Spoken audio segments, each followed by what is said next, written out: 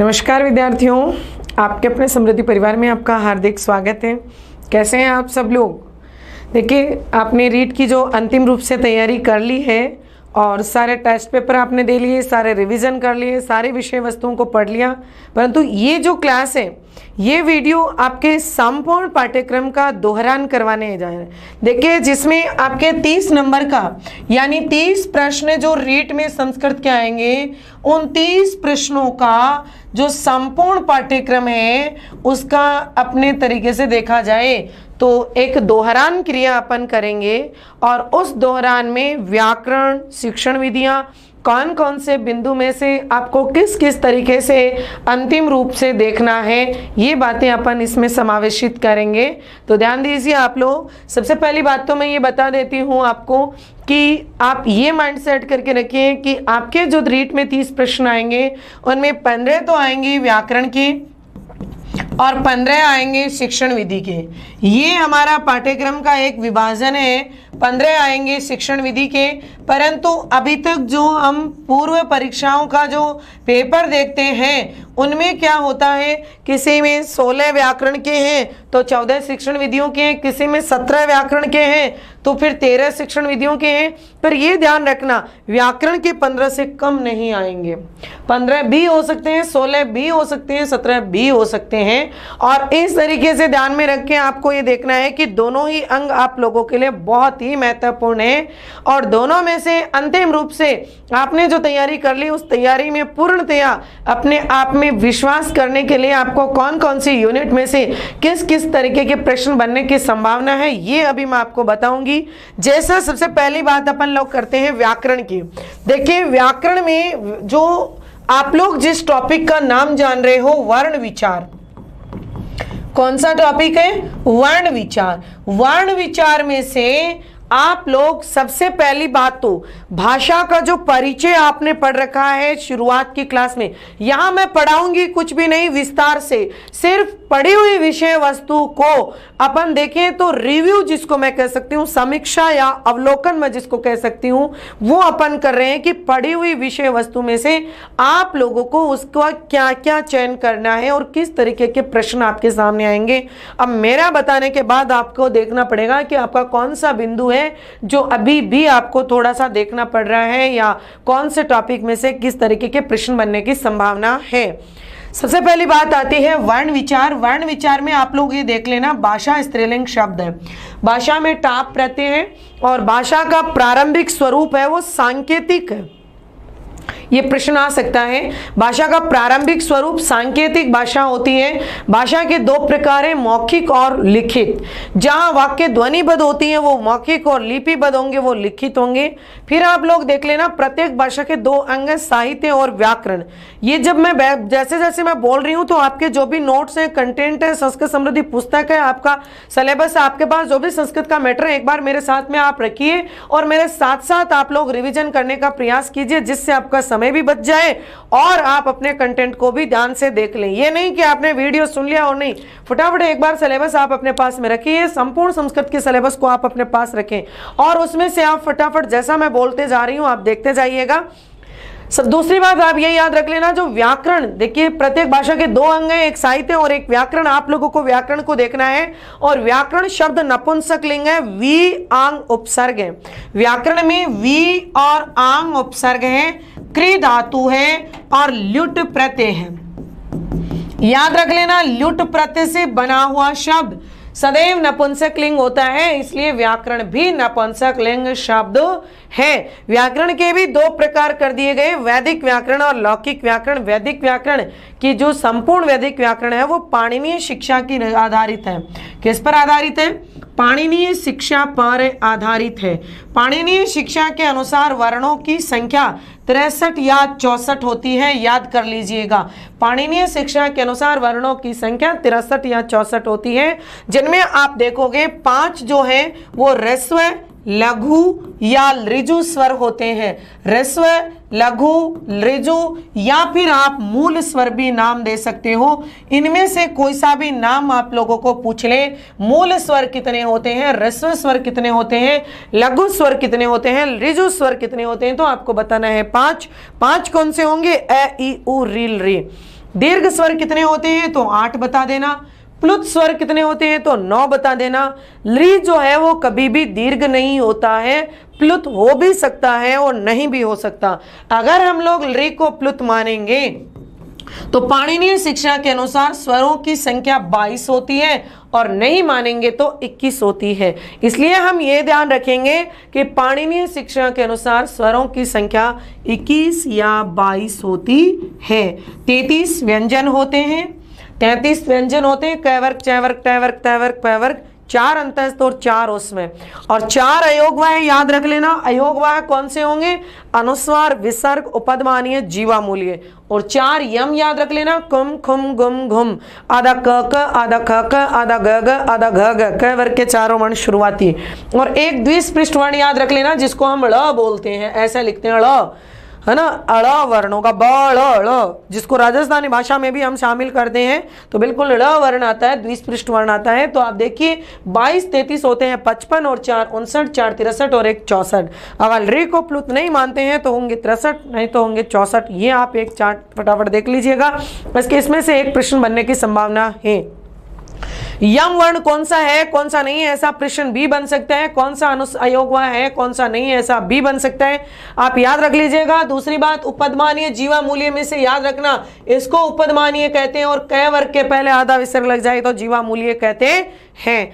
इसके बाद में आपको देखना है कि जो लौकिक व्याकरण है, लौकिक व्याकरण जो पाणिनि की रचना, पाणिनि अष्टाध्यायी, या मैं ये कह सकती हूं त्रिमुनि, त्रिमुनि का जो क्रम है ये भी आप याद रख लेना। त्रिमुनि में पाणिनि कौन कौन आते हैं? त्रिमुनि में पाणिनि, कात्यायन और पतंजलि। पाणिनि, कात्यायन और पतंजलि। तो त्रिमुनि में आप लोगों को थोड़ा सा ध्यान रखना है। सबसे पहली बात तो क्रम ही आपसे पूछ सकता है, तो आप याद रख लीजिएगा पाणिनि, कात्यायन और पतंजलि। दूसरी बात आप ये भी याद रख सकते हो कि त्रिमुनि के अलावा आप ये भी ध्यान में रख लेना कि यहाँ पर पाणिनि का मूल नाम औदनीय पाणिनि है, इनके उपाधि सूत्रकार है, इनकी रचना का नाम अष्टाध्यायी है। अष्टाध्यायी का प्रथम सूत्र वृद्धि राधैच है, अंतिम सूत्र ए है। अष्टाध्यायी में 8 अध्याय, प्रत्येक अध्याय में 4 चरण है, कुल चरणों की संख्या 32 है। अष्टाध्यायी में प्रायोगिक अध्याय 7.25 है, इसलिए इसका नाम सपाद सप्तपदी भी है। आप लोगों को अष्टाध्यायी का दूसरा नाम भी याद रखना है जिसका नाम है सपाद सप्तपदी। इसके बाद में पाणिनि की रचना अष्टाध्यायी के सभी सूत्रों में आवश्यक परिवर्तन, परिवर्धन और संशोधन करने के लिए कात्यायन ने वार्तिक बनाए। उन वार्तिकों की संख्या 836 है। कात्यायन का मूल नाम वररुचि है और इनकी रचना का नाम वार्तिक माला है। इनकी उपाधि वार्तिककार है। तो कात्यायन की 2 बातें याद रखना, वररुचि और वार्तिक माला। वार्तिककार इनकी उपाधि है, वार्तिक माला इनकी रचना है और मूल नाम इनका वररुचि है।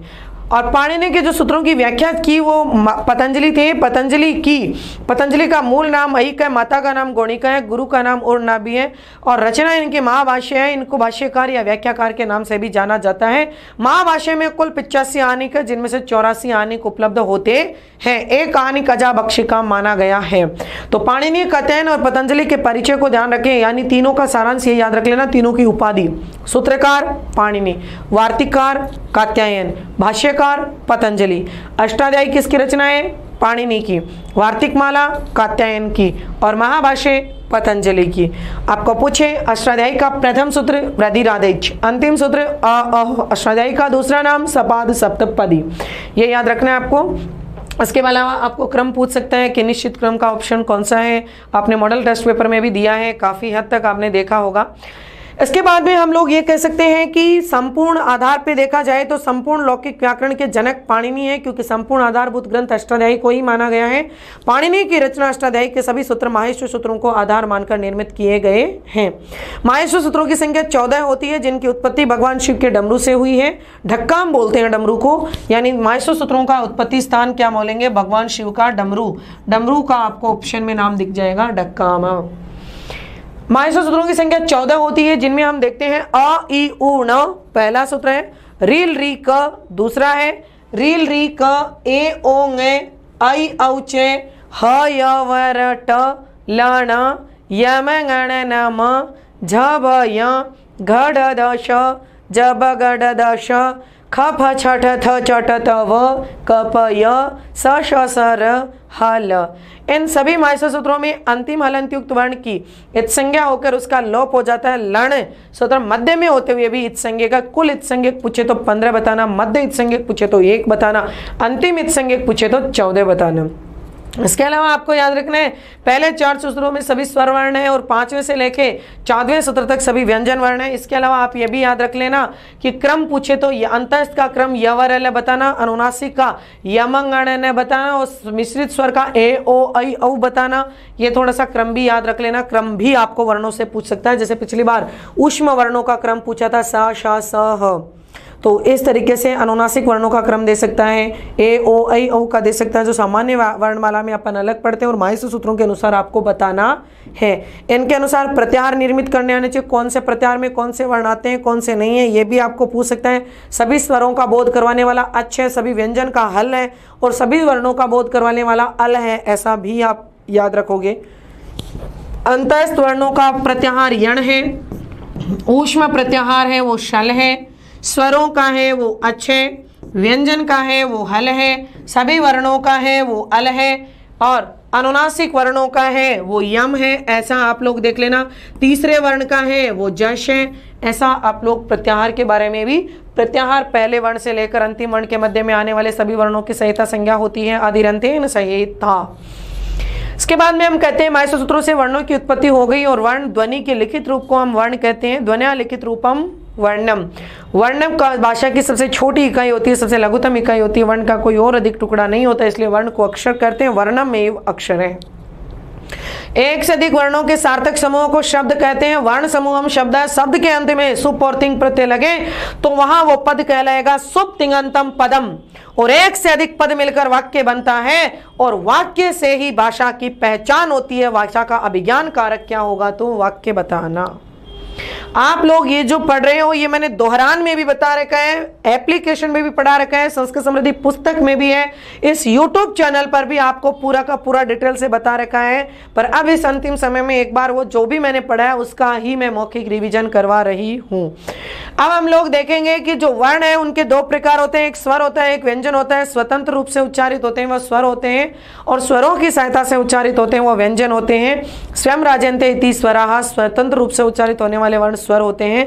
अ ई उ रील री स्वर, अ ई उ रील री ए ओ ऐ औ, ये जो स्वर होते हैं 9, इनमें अ ई उ री ये 4 समान स्वर होते हैं, इसलिए हम 13 भी गिनते हैं, परंतु मूल रूप से हम कितने करेंगे 9। 13 और 9 दोनों ऑप्शन में आए तो 9 मान्य होंगे, क्योंकि माइसर सूत्रों के अनुसार ही वर्णों की गणना होती है। इनमें 5 ऋस्व स्वर होंगे, 8 दीर्घ होंगे। ए ओ ऐ औ को संयुक्त स्वर भी हम कह सकते हैं, क्योंकि ए और ई मिलकर ए बना, ए और ए मिलकर ओ बना, ऐ बना, ए और उ मिलकर ओ बना, ए और ओ मिलकर औ बना। फिर हम कहेंगे 2 अयोगवाच स्वर होते हैं, अनुस्वार और विसर्ग को अयोगवाच स्वर कहेंगे, उपदमानी और जीवामूल्य को अयोगवाच व्यंजन कहेंगे। यानी हम ये भी कह सकते हैं कि यहाँ पर अनुस्वार और विसर्ग कभी भी व्यंजन वर्णों यानी हलंतयुक्त वर्णों के नहीं लगता है, मात्राओं के लगता है। फिर संपूर्ण वर्णमाला के आधार पर हमने देखा कि यहाँ पर समान स्वर 4 होते हैं, ए आ ई उ रील री। इसके बाद में आपको ये भी याद रख लेना, इनमें से पूछ लेता है कौन सा वर्ण का दीर्घ रूप नहीं होता तो री का दीर्घ रूप नहीं होता। सभी वर्णों के 2 स्थान होते हैं, एक उच्चारण स्थान और एक प्रयत्न स्थान। उच्चारण स्थान में से 2 प्रश्न पूछने की संभावना 100% है, आप लोग जरूर याद कीजिएगा। उच्चारण स्थान में से आपको वर्ण देकर उच्चारण स्थान पूछ सकता है। उच्चारण स्थान का सूत्र दे दिया एकु है विसर्जनीय नाम, अब ऑप्शन दे देगा कंठ तालु मुर्दा ओष्ठ। या फिर अनुनासिक वर्ण कौन सा है कौन सा नहीं है, ऊष्म वर्णों के उच्चारण स्थानों में से पूछ सकता है। विसर्ग का स्वतंत्र उच्चारण पूछ सकता है, किसी मात्रा के विसर्ग लगा हुआ हो तो आपको उच्चारण स्थान पूछ सकता है। अनुस्वार विसर्ग का स्वतंत्र पूछे तो अनुस्वार का नासिका और विसर्ग का कंठ कर देना, परंतु अगर किसी वर्ण मात्रा के लगा हुआ हो तो जो मात्रा का उच्चारण स्थान होगा वही विसर्ग का होगा। जैसे मैंने कहा विसर्ग का आपसे पूछे तो आप कंठ बताओगे, परंतु ओ के विसर्ग लगा है तो यहाँ पर विसर्ग का उच्चारण स्थान क्या हो जाएगा, कंठोष्ठ। एकु है विसर्जनीयानाम कंठ इचु यशानाम तालु ऋतु रसानाम मूर्धा ऋतु लसानाम दंताः उपु पद्मान्यानाम औष्ठौ यमंगण्णानाम नासिका च एदैतोः कंठ तालु ओदवतोः कंठोष्ठम वकारस्य दंतोष्ठम जीवा मूल्य से जीवा मूलम नासिका अनुस्वार से ये उच्चारण स्थान आप याद रखना। पाणिनि के अनुसार उच्चारण स्थानों की संख्या 8 मानी गई है, वो उरस को भी उच्चारण स्थान मानते हैं। कंठ तालु मूर्धा दंत ओष्ठ नासिका जीवामूल, इसके अलावा उरस को हृदय को भी उच्चारण स्थान मानते हैं। फिर आप याद करना प्रयत्न स्थान। प्रयत्न के 2 भेद होते हैं, आभ्यंतर और बाह्य। आभ्यंतर 5 याद रखना, स्पृष्टम ईषत विवृतम विवृतम समृतम। कादियों मावसानाम स्पर्शः कैसे लेकर मैत्रिक स्पर्श वर्णों का स्पृष्ट होता है। यणो अंतस्ताय यण में आने वाले अंतस्थ वर्णों का आभ्यंतर प्रयत्न ईषत स्पृष्टम होता है। शल उष्माण शल प्रत्यार में आने वाले उष्म वर्णों का आभ्यंतर प्रयत्न क्या होगा, यहाँ पर ईषत विवृतम। अचय स्वरा स्वर वर्णों का होगा विवृतम और अवग्रह का चिन्ह रस्व ए का होगा समृतम। प्रक्रिया दशायाम विवृतम एव, रस्व को प्रक्रिया संधि की स्थिति में स्वर ही माना जाता है। बाह्य प्रयत्न 11 होते हैं, संवार नाद घोष विवार श्वास अघोष अल्पप्राण महाप्राण उदात अनुदात स्वरित। यहाँ पर हर्ष प्रत्यार में आने वाले है या वर ल, पांचवा चौथा तीसरा तो होते हैं संवार नाद घोष, और खर प्रत्यार में आने वाले यानी हर वर्ग का पहला दूसरा और तीनों शय होते हैं विवार श्वास अघोष। पहला तीसरा पांचवा और अंतस्थ होते हैं अल्पप्राण, दूसरा चौथा और उष्मा होते हैं महाप्राण। सभी स्वर यदि किसी स्वर के कोई चिन्ह नहीं हो तो उदात, नीचे क्षैतिज रेखा हो तो अनुदात, ऊपर लंबवत रेखा हो तो स्वरित। उच्चैर उदात है, नीचे अनुदात है, समाहार है स्वरित।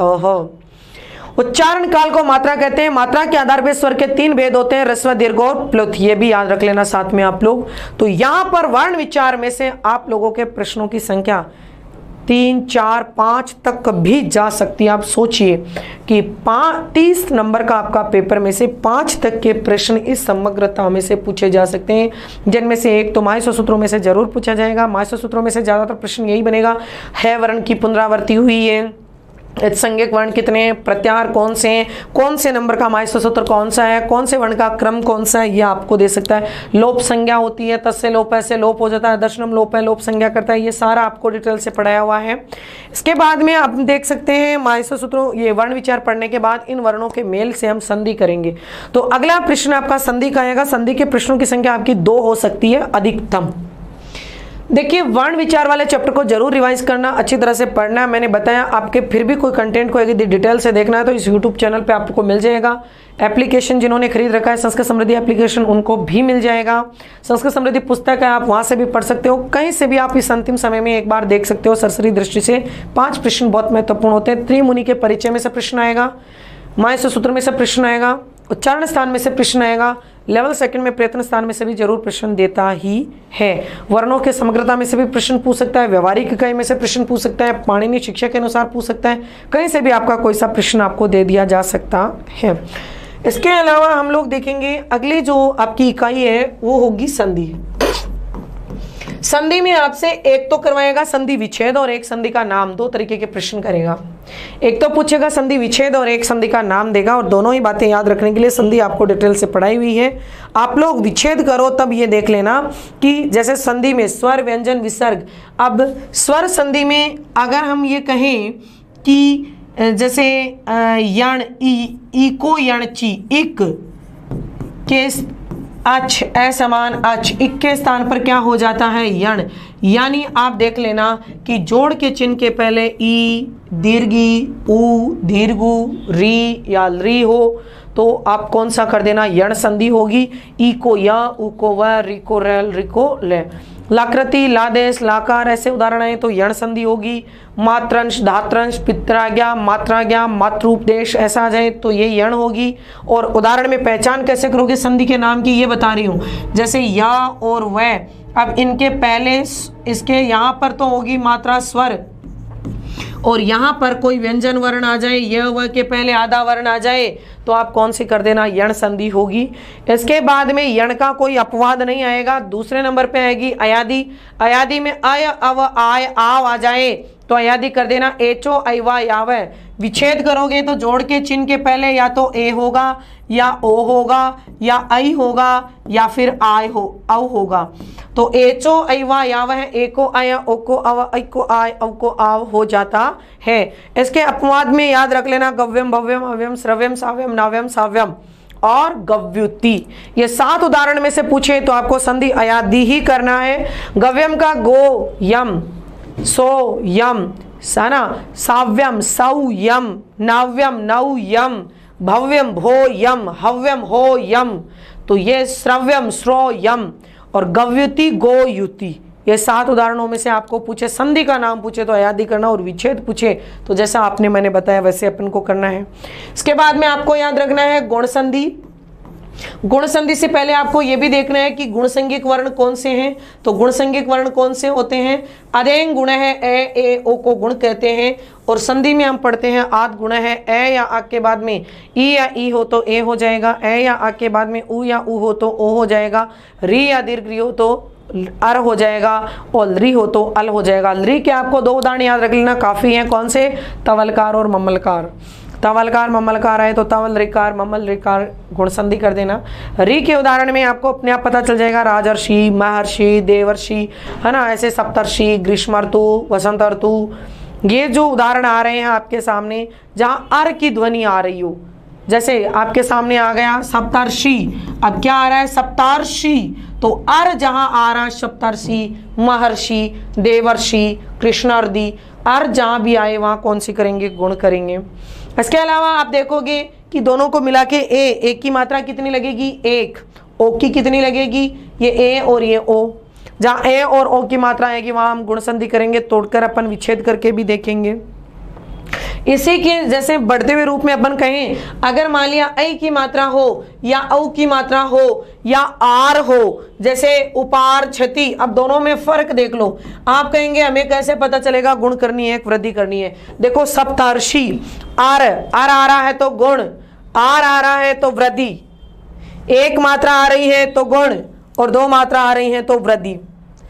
अब एक बात और आती है, मान लिया कोई उदाहरण है और उसमें 1 मात्रा भी आ गई और 2 भी आ गई, तो आप कैसे पहचानोगे? मान लिया आपको कुछ भी अर्थ नहीं आ रहा है, जैसे ये उदाहरण लिख दिया मैंने, उद्योगे नैव, अब इसमें 1 मात्रा भी आ गई, 2 भी आ गई, आप सोचेंगे 1 भी है 2 भी है, संधि कौन सी करनी है? संधि का नाम पूछे तो चाहे आपको अर्थ न आए फिर भी आप कर पाएंगे, क्योंकि जहाँ बड़ा रूप होता है वो मान्य होता है। 1 मात्रा से बड़ा कौन सा होता है? 2 मात्रा वाला, इसलिए यहाँ पर मान्य कौन सी हो जाएगी? वृद्धि। तो ध्यान दीजिए, बड़ा रूप अपने आप में सर्वसिद्ध मान्य होता है। गुण के कुछ अपवाद के उदाहरण है वो जरूर आप लोग याद रख लेना, और अपवाद उदाहरणों में जो ज्यादातर संभावना होती है वो आपके सामने, जैसे अक्ष प्लस ऊहिणी, अक्षौहिणी, या आप देखोगे प्रे ऊहे, प्रो है, प्रे ऊढ़े, प्रौढ़े, प्रे ऊढ़ी, प्रौढ़ी, प्रे एश, प्रेश, प्रे एशे, प्रेशे। इसके बाद में आप देखोगे प्रऋणम, प्रारणम, कंबल ऋणम, कंबलारणम, वस्त्र ऋणम, वस्त्रारणम, वस्त्रारणम,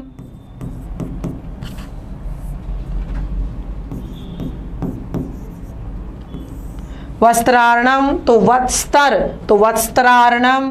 इसके बाद में आप देखोगे ऋण ऋणम, ऋणारणम, दश ऋणम, दशारणम, प्रे वत्स्तर कंबल वसन, वसन ऋण, वसनारणम।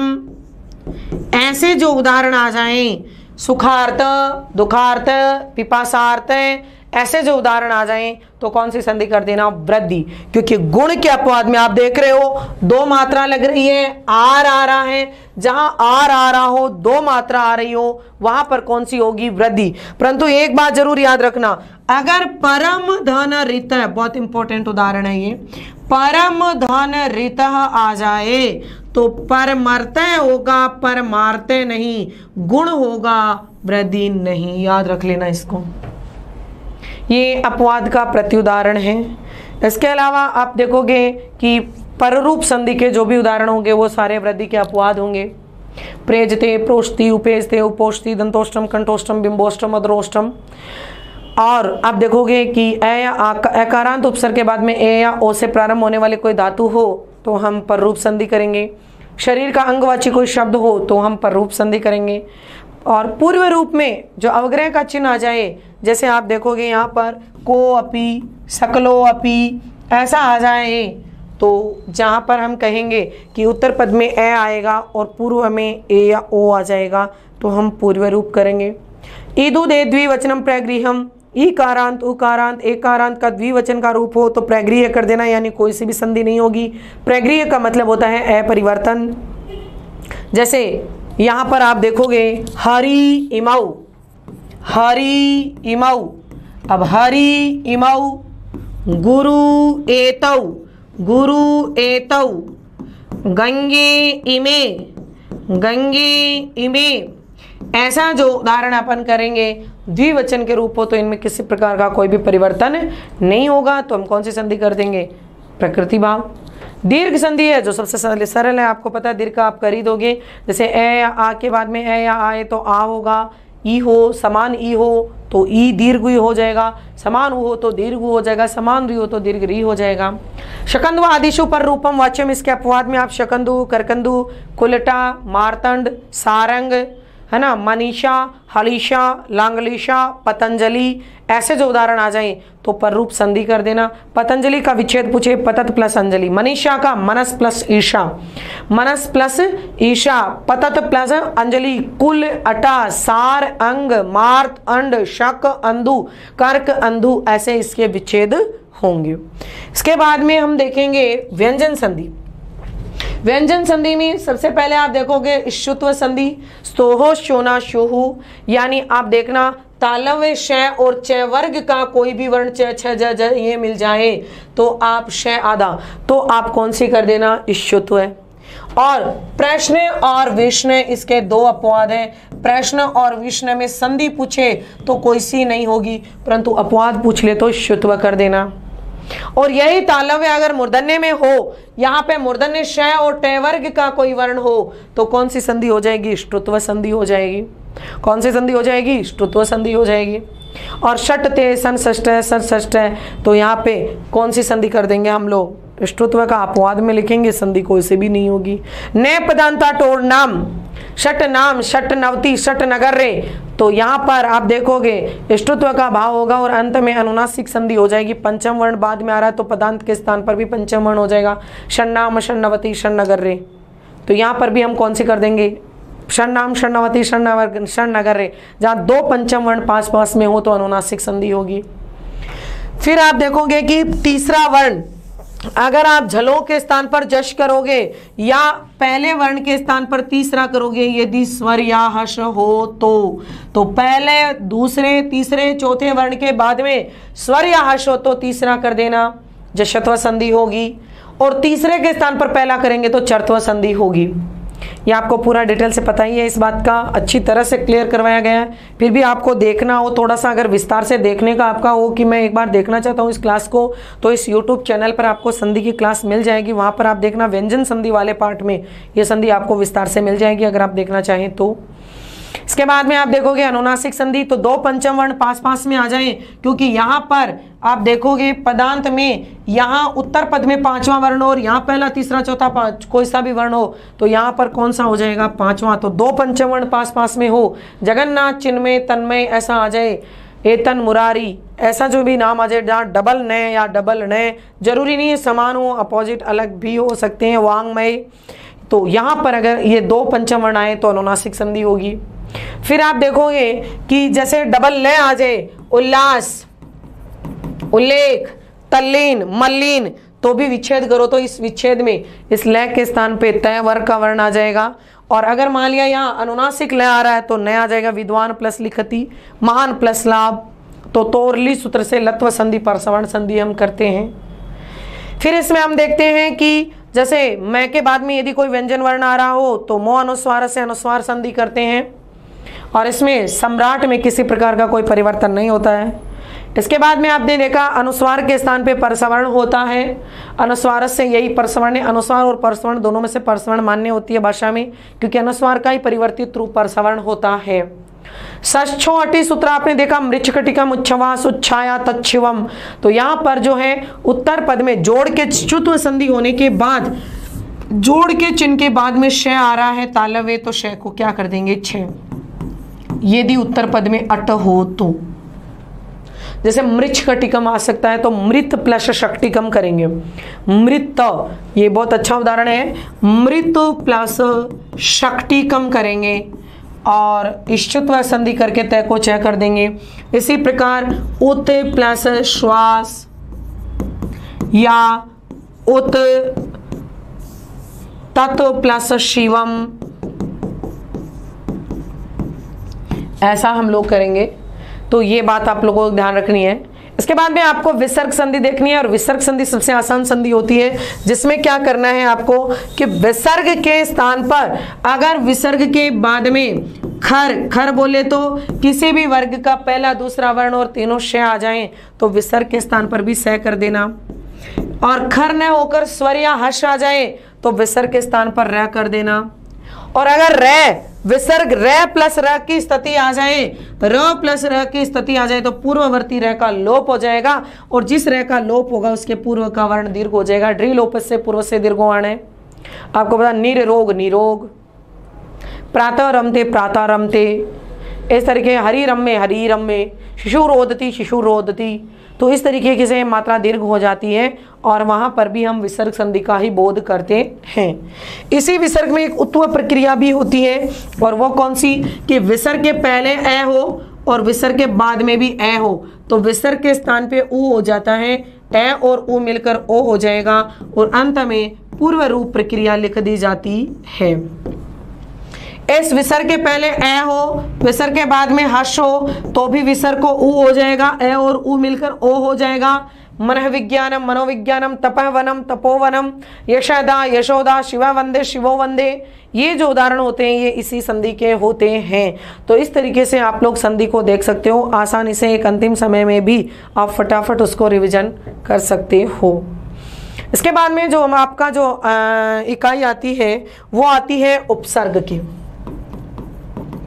उपसर्ग का आपको प्रश्न पूछ सकता है। पहली बात तो उपसर्ग को खुद को ही देख लीजिए, ये पुल्लिंग शब्द है, उपसर्ग का स्त्रीलिंग धातु है, गए प्रत्यय है, और उपसर्ग का मीन्स होता है दूसरा निर्माण। उपसर्ग धातु के प्रयोग में आता है, क्रिया के पूर्व में जुड़कर उसके अर्थ में परिवर्तन कर देता है। उपसर्ग वे शब्दांश होते हैं जो धातु के पूर्व में जुड़कर उसके अर्थ में परिवर्तन कर देते हैं। संस्कृत व्याकरण में 22 उपसर्ग होते हैं, प्र परा अप सम अनु अव निस निर दुस दुर वी आंग नी आदि अपि अति सु उत अभिप्रति परि उप। आप लोगों को उपसर्ग कौन सा है कौन सा नहीं है ऐसा भी पूछ सकता है। आप लोगों को उपसर्ग रहित पद कौन सा है, उपसर्ग सहित पद कौन सा, ये भी पूछ सकता है। कोई भी उदाहरण देकर ये भी पूछ सकता है इसमें कौन सा उपसर्ग है। जैसे आपने देखा एक मॉडल पेपर में अपन ने कल लिखा था आवहत, बहुत से विद्यार्थियों ने गलत कर दिया और उपसर्ग क्या मान लिया अव, जबकि आपको पता है अवहत, अवहत एक क्रिया है। थोड़ा सा आप ध्यान से देखने का प्रयास करोगे आपको क्रिया मिलेगी, वहती वहता वहंती, उसी रूप में अवहत अवहताम अवहन, तो वहां पर यह उपसर्ग नहीं होता है। एक ये प्रथम वाला बहुत आता है, प्रथम में कभी भी कोई उपसर्ग नहीं होता है। जो लंग लकार वाले रूप होते हैं वो बहुत बार दिए जाते हैं, उनमें किसी प्रकार का कोई उपसर्ग नहीं होता है। जैसे आपको पूछ लिया अवदत, अब अवदत में अव उपसर्ग आपको दिख रहा है जबकि अव उपसर्ग नहीं है, अ है। ऐसा कुछ प्रश्न होते हैं, उनको एक बार प्रश्न को अच्छी तरह से समझ कर उसके ऑप्शन पे गौर करना कि वो वास्तव में आपसे पूछ क्या रहा है। इसके बाद में उपसर्ग के बाद में आपको अव्यय का प्रश्न देगा। अव्यय कोई सा भी अव्यय देकर आपको विभक्ति पूछ सकता है, पृथक विना नाना, अभिता परिता समया विक्षा हा प्रति उभयत सर्वथा दिक ऊपरी ऊपरी अधो अध अद्यदि अंतरा अंतरेण, द्वितीय करना इनमें। सह साकम सार्धम समम के योग में तृतीय करना। नमः स्वस्ति स्वाहा स्वदा अलम वसट योग इनमें चतुर्थी कर देना।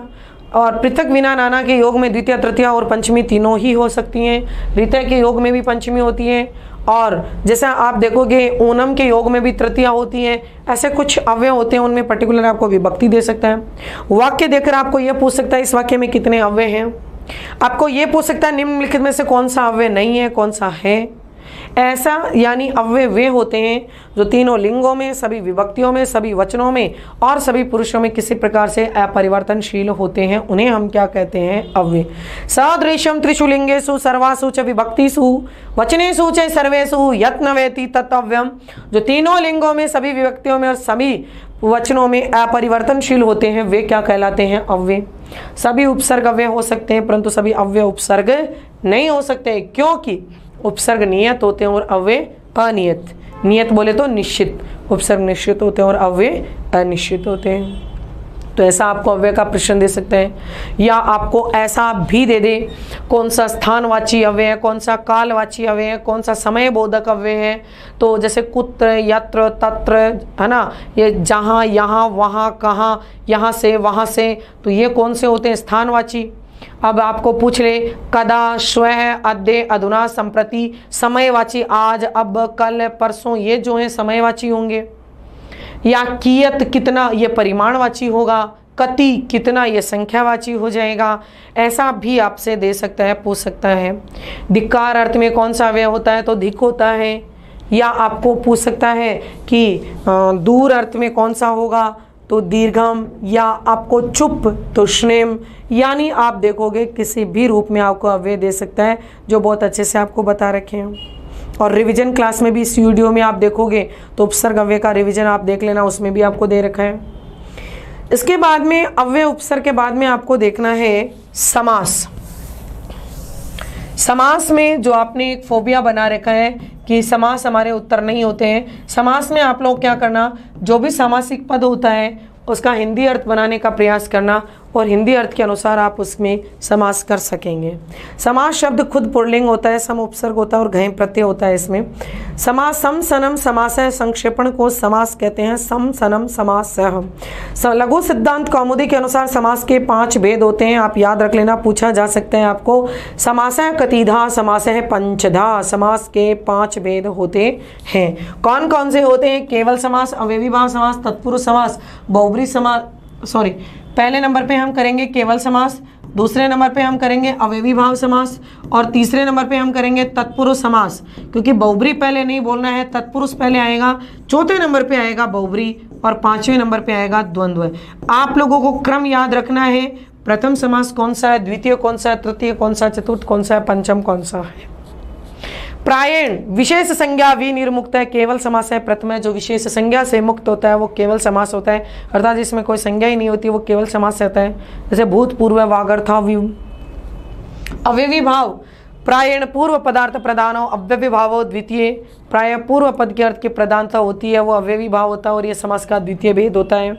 आप लोगों को सभी इसमें उदाहरण मैंने बता रखा है, अधि है, उप है, सम है ना, दूर, आप देखते हो दूर है, नीर है, अति क्रिया के भी लगे, शब्द के भी लगे, यथा, विप्सा अर्थ में प्रति, अनु, स, ये जो आ रहे हैं ये सारे अव्यय होते हैं, और इनमें आप सब में अव्ययी भाव समास करोगे। निर्जनम, निर्मक्षिकम, निर्वहनम, निर्विघ्नम, निर्धनम, जो भी नपुंसक लिंग का उदाहरण आ रहा हो अव्ययी भाव समास होगा, पूर्व में अव्यय हो तो। इसके बाद में हम लोग करेंगे जैसे विप्सा अर्थ में प्रत्येकम, प्रतिपाठम, प्रतिदिनम, है ना, तो कौन सा होगा, अव्ययी भाव ही होगा। तो कोई भी उपगंगम, उपयमुनम, उपरामम, उपकृष्णम अव्ययी भाव होगा। अधिगंगम, अध्यात्मम, अधि, तो ये कौन सा होगा, नपुंसक लिंग अर्थ में होगा, तो कौन सा करेंगे, अव्ययी भाव ही होगा। इसमें आपको याद रखना है पंचगंगम और द्वियमुनम पूर्व पद संख्यावाची, उत्तर पद में नदी विशेष का नाम हो तो कौन सा करेंगे हम लोग, अव्ययी भाव, वहां पर द्विगुण नहीं कर देना। पंचगंगम या द्वियमुनम में समास पूछे तो अव्ययी भाव करना। इसके बाद में आप देखोगे अव्ययी भाव समास के बाद में अगर हम देखें तो त्रिमुनि, द्विमुनि, मुनि वंश समूह बी आ जाए तो वहाँ पर भी हम लोग अव्ययी भाव का बोध करवाएंगे। फिर तत्पुरुष समास में उत्तर पद की प्रधानता होती है, वो तत्पुरुष होता है, और तत्पुरुष में आप ज़्यादातर बस एक ही काम करना कि पद का अर्थ हिंदी अर्थ बना लेना। अब हिंदी अर्थ पूछोगे तो विभक्ति का पता चल जाएगा। जैसे आप लोगों के सामने हिमालय, अब हिम का आलय, तो का के की होती तो षष्ठी विभक्ति लग जाएगी, पूर्व पद में विभक्ति लगा देंगे, और उत्तर पद प्रधान होता है वैसे का वैसा लिख देंगे। गत है, पतित है, श्रित है, आश्रित है, अपन्य है ना, अपत्य, ऐसे जो उत्तर पद में आ जाए तो द्वितीय विभक्ति लगेगी। साधन के योग में तृतीया लगेगी, ऊनम में भी तृतीया लगेगी, संप्रदान के योग में पंच चतुर्थी लगा देंगे, भय के योग में अलग होने के भाव में पंचमी लगा देना, संबंध में षष्ठी हो जाएगी, और आधार में सप्तमी हो जाएगी। जैसे मैं 2 शब्द बोले, एक तो मैंने बोला पुण्य फल, पुण्य फल, अब पुण्य का फल तो हम कहेंगे पुण्य से फलम। तो इस तरीके से अगर आप देखोगे हिंदी अर्थ अगर समझ के बाद, गुरु गृहम, गुरु का घर, समझ रहे हो, यानी जो भी, गुरु शिखरम, गुरु के शिखर। तो जहां भी आप देखोगे विभक्ति जहां लगा, गृहात आगते, घर से आया, तो अलग होने के योग में पंचमी लगा देंगे। भिक्षाटनम, भिक्षा के लिए भ्रमण, तो भिक्षायै अटनम यानी चतुर्थी विभक्ति का प्रयोग किया जाएगा। साधन में कौन से किया जाएगा? तृतीया धान्यार्थ है, हरित्रात है, तो हरिणात्रात है, धान्येन अर्थ है। इसके बाद आप नए तत्पुरुष देखोगे तो उसमें तो असत्यम, अब्राह्मण, विपरीत अर्थ में जहाँ आ जाए अनश्वय, है ना, अप्राकृतिक तो न प्राकृतिक, अपरिवर्तनम न परिवर्तनम, असत्यम न सत्यम, अनुदात है न उदात है, अनुनासिक है न अनुनासिक है, ऐसा जो आ जाए तो नए तत्पुरुष हो जाएगा। इसके बाद में हम देखें प्रादि तत्पुरुष में जैसे प्राचार्य। अब प्राचार्य वाला बहुत इंपॉर्टेंट उदाहरण है। प्राचार्य बहुत से विद्यार्थी हैं जो अवयवी भाव में करते हैं, जबकि अवयवी भाव में प्राचार्य नहीं आएगा, प्र उपसर्ग नहीं। प्राचार्य, निरंगुलम, इनमें तत्पुरुष ही करना। कुंभकार है, स्वर्णकार है, सूत्रकार है, चर्मकार है, जो भी आप कार है अर्थ में आप देखोगे जलज, पंकज, सरोज, जहाँ भी क्रिया के भाव अर्थ में आ रहा है तो उपपद लगा के तत्पुरुष ही होगा। कुंभम करोति, सरम जायते, जलम दीयते, जलम जायते, स्वर्णम करोति, चर्मम करोति, सूत्रम करोति। इसके बाद आप देखोगे बहुब्रीहि समास, कर्मधारय समास, जहाँ विशेष्य और विशेषण होते हैं वहाँ पर हम लोग कर्मधारय करेंगे। विशेषण विशेषणम बहुलम, जहाँ विशेषण की विशेष्य से बहुलता होती है वो कर्मधारय समास होता है। और कर्मधारय स्वतंत्र रूप से समास का भेद नहीं होता, तत्पुरुष का ही भेद होता है। तत्पुरुष भेद है कर्मधारय, कर्मधारय भेदो द्विगु। तत्पुरुष का भेद कर्मधारय होता है और कर्मधारय का भेद द्विगु होता है। तो इसमें हम देखेंगे कर्मधारय में जैसे कुछ उदाहरण है जो आपको कंफ्यूज करते हैं और मैंने बता रखे भी आपको, जैसे पीताम्बरम, चंद्रमुखम। अब ये नपुंसक लिंग के भाव अर्थ में आ रहा है। पीताम्बरम, पीतम अंबरम, चंद्रम मुखम, तो यहाँ पर हम कौन सा कर देंगे? कर्मधारय। और यही हम देखेंगे पीताम्बरः, चंद्रमुखी, जहाँ पर अपने आप में विशेषण अर्थ में प्रयोग किया जाता है तो हम कौन सा करेंगे? विशेषण अर्थ के भाव में हम प्रयोग करेंगे तो हम कौन सा कर देंगे? बहुब्री। अब यहाँ पर हमें कौन सा करना है? कर्मधारय। तो ये बात हमें देखनी है कि जहाँ भी नपुंसक लिंग का भाव आ जाए तो कर्मधारय और पुल्लिंग या स्त्रीलिंग भाव आ जाए तो हम वहाँ बहुब्री करेंगे। ऐसे ही कर्मधारय में जो विशेषण है वो यदि संख्यावाची में चला गया तो हम द्विगु कर देंगे। पूर्व पद संख्यावाची हो, उत्तर पद संज्ञावाची हो तो द्विगु समास होगा। इसके बाद में अपन को देखना है कि जो बहुब्री समास होता है उसमें अन्य अर्थ ही प्रदान होता है। दशानन, पिनाक पाणी, पीताम्बरः, चंद्रमुख, चंद्रमुखी, है ना, ऐसा जो भी आ जाए, चित्रगु, जो अन्य उदाहरण आ रहे हैं उनमें बहुब्री करेंगे। बहुब्री समास का सामासिक पद विशेषण होता है और जो अन्य अर्थ निकलता है वो विशेष्य होता है। ये जो होते हैं ये बात जरूर याद रखोगे, मैंने बता रखा है आपको। जैसे पीताम्बरः आ जाए, पीताम्बरः अगर आ गया तो आपको बहुब्री करना है और पीताम्बरम आ जाए तो कर्मधारय करना है। यही चंद्रमुखी या चंद्रमुख आ जाए तो हमें बहुब्री करना है, परंतु चंद्रमुखम आ जाए तो हमें कर्मधारय करना है। इसके अलावा हमारे पास में लास्ट में बचता है द्वंद्व समास, जहाँ उभय पदार्थ की प्रधानता होती है, दोनों पद प्रधान होते हैं, पूर्व पद भी और उत्तर पद भी। और द्वंद्व समास का पंचम भेद होता है, ये छ अर्थ में, विभाजन अर्थ में प्रयुक्त होता है। इसमें हम देखेंगे इतरेतर द्वंद्व में पूर्व पद और उत्तर पद दोनों अलग अलग होते हैं, जिनमें अपन प्रथमा विभक्ति एक वचन का प्रयोग करते हैं। राम कृष्णौ तो राम च कृष्ण च, फिर हम माता पितरौ माता च पिता च, कृष्णार्जुनौ कृष्णश्च अर्जुनश्च, विसर्ग को वही संधि होकर श हो जाएगा। फिर आप देखोगे इसी में एक शेष समास होता है जिसमें पितरौ माता पिता, पुत्रौ पुत्री पुत्र, तो ये एक शेष दोनों में से पुल्लिंग का द्विवचन जो शेष रहता है वो एक शेष होता है। समाहार द्वंद्व वो समूह में होता है जहाँ संख्या का पूर्णतया बोध नहीं होता है। वाक् त्वचम, छात्रोपहनम, पाणिपादम, सर्पनकुलम, ये जो होते हैं ये समाहार द्वंद्व होते हैं। द्वंद्व में एक बात और भी है जो संख्या वाली बात है, ये क्या होता है? सबसे बड़ी गलती आप लोग क्या कर दोगे कि पूर्व में संख्या देखते ही आप क्या करोगे? द्विगु समास। संख्या में देखो कई बातें आ गई हैं। अगर पूर्व पद संख्यावाची और उत्तर पद में नदी विशेष का नाम हो तो अव्ययी भाव करना, और पूर्व पद संख्यावाची और उत्तर पद भी संख्यावाची हो तो द्वंद्व हो जाएगा।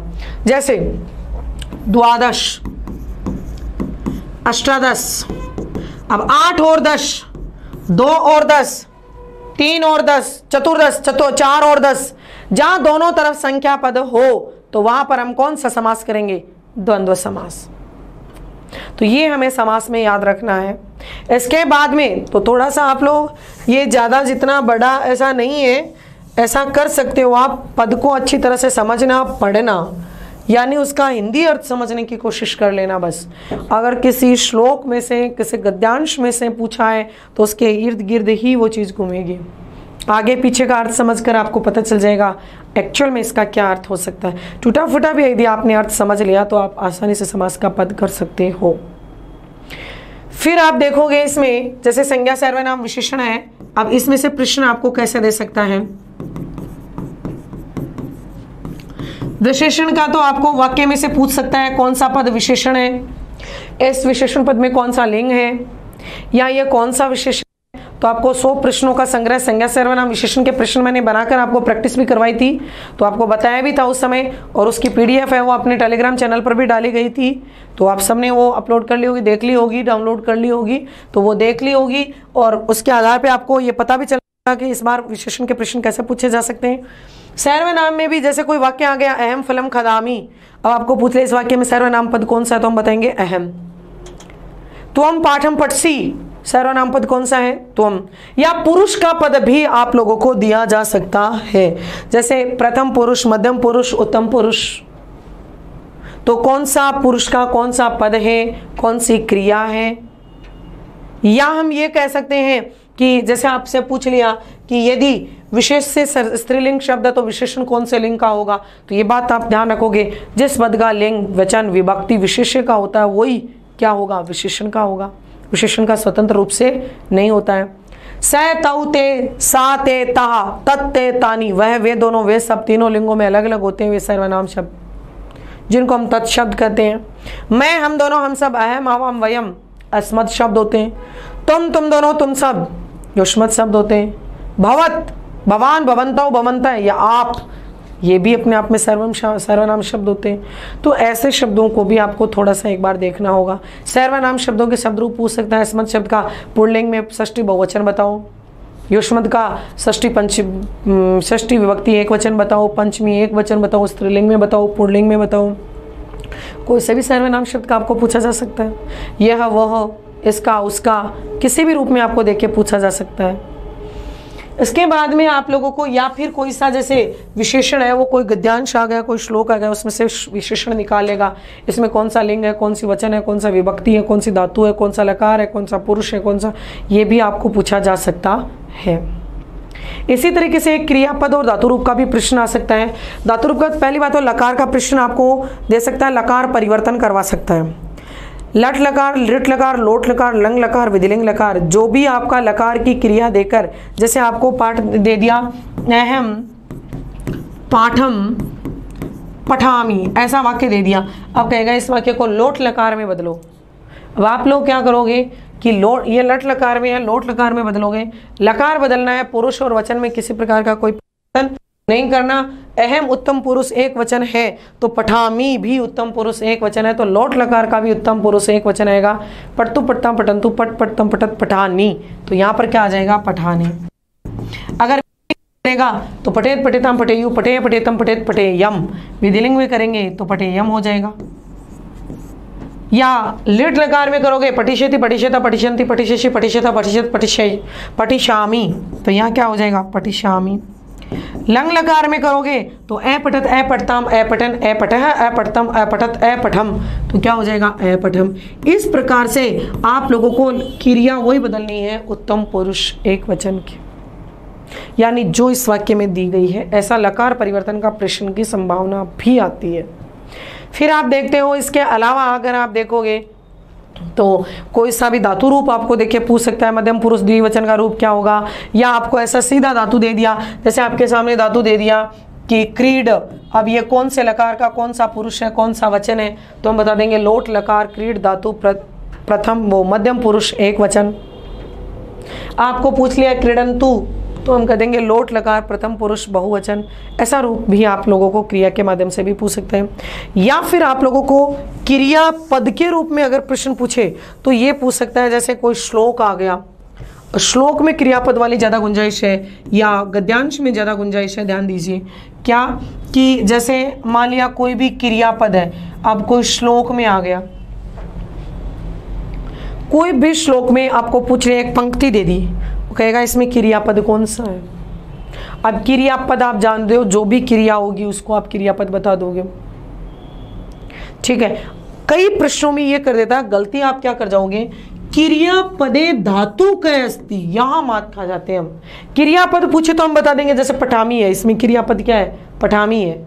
परंतु अगर इसमें पूछ लिया क्रियापदे धातु का अस्ति, थोड़ा सा प्रश्न को ध्यान से पढ़ लेना, अगर धातु पूछ लेना तो पठामी ऑप्शन सही नहीं होगा। क्या ऑप्शन सही होगा, पठ। क्रिया के मूल रूप को धातु कहते हैं। गच्छामि, गच्छ नहीं होगा, गम होगा,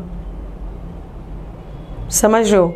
जैसे आप लोगों को पूछ लिया पश्यामि, अब पश्यामि का आपको कहेगा इस क्रियापद की मूल धातु बताओ, तो आपको बतानी पड़ेगी दृश्य धातु। ऐसा इस प्रश्न को जरूर देख लेना, क्रियापद में धातु पूछे तो मूल धातु बताना। इसके बाद में आप लोगों को जैसे मैंने ये बता दिया, शब्द रूप धातु रूप में से आपको सीधा पूछ सकता है कौन सी विभक्ति का कौन सा वचन है, कौन सा लकार है, कौन सा पुरुष है, शब्द रूप में भी कौन सी विभक्ति है, कौन सा वचन है, ऐसा कोई सभी शब्द में अकारांत उकारांत ऋकारांत जो आपको पढ़ाए गए हैं उनमें से आपको पूछ सकता है। फिर बात आ जाती है हमारे यहाँ पर संख्या और समय ज्ञान की। संख्या में कोई डिजिट नंबर देकर संस्कृत रूपांतरण करवा सकता है, संस्कृत रूपांतरण देकर डिजिट नंबर पूछ सकता है, और 1 से 4 तक की जो संख्याएं हैं उनके बारे में भी आपसे पूछ सकता है। 1 से 4 तक की संख्याएं तीनों लिंगों में भिन्न भिन्न प्रयुक्त होती हैं। एक है एका एकम, द्वाउ द्वे द्वे, त्रयः तिस्रः त्रीणि, चत्वारः चतस्रः चत्वारि। इस तरीके से भी आप लोगों को पूछा जा सकता है। अब आपको पूछ लिया 4 बालिकाएं पाठ पढ़ती हैं, 4 को खाली स्थान छोड़ देंगे तो हम बोलेंगे चतस्रः बालिकाः। 4 बालिकाएं 2 पाठ पढ़ती हैं, 2 को खाली छोड़ देंगे तो हम बोलेंगे द्वौ पाठौ। 2 फल खाती हैं, द्वे फले। 2 बालिकाएं जाती हैं, द्वे बालिके।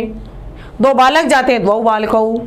3 बालक पाठ पढ़ते हैं, त्रयः बालकाः। 3 बालिकाएं पाठ पढ़ती हैं, तिस्रः बालिकाः। 3 फल खाते हैं, त्रीणि फलानि। इस तरीके से हमें पूछ सकते हैं। विशेषण के रूप में भी हमें संख्या ज्ञान का प्रश्न किया जा सकता है। कोई भी संख्या देकर हमें पूछ सकता है 86 को क्या बोलते हैं, 84, 32, 33, या कोई भी संख्या 51 को क्या बोलते हैं। या संख्या देकर हमें पूछ लेगा ये कौन सी संख्या का रूपांतरण है, आप लोगों को बता रखा है।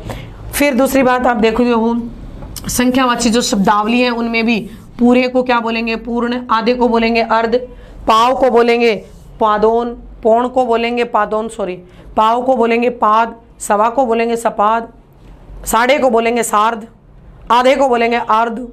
तो ऐसा आपको पूछ सकता है। जैसे आप लोगों से पूछ लिया कि 650 को क्या बोलेंगे। अब 650 कितने होते हैं हमारे सामने, 575। अब 650 को क्या बोलेंगे तो हम क्या बोलेंगे 650, तो पादोन षट शतम। ऐसा भी आपको पूछ सकता है। 525 को क्या बोलेंगे, सपाद पंचशतम। 550 को क्या बोलेंगे, तो हम ऐसा भी आप लोगों को दे सकता है, सार्ध पंचशतम। तो ये थोड़ा सा आप ध्यान रखोगे इस बात का। ऐसे ही जैसे 101, 102, 100 से ज़्यादा भी संख्या होगी। अब आपको पूछ लिया 107 को, तो सप्त अधिक शतम, तो सप्ताधिक शतम।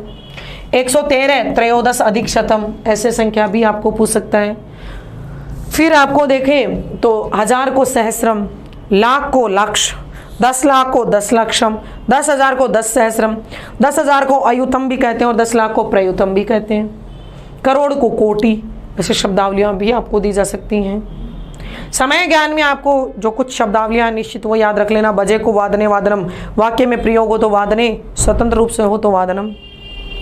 मिनट को निमेष या कला, सेकंड को क्षणम या विकला, घंटा को होरा, घड़ी को घटिका।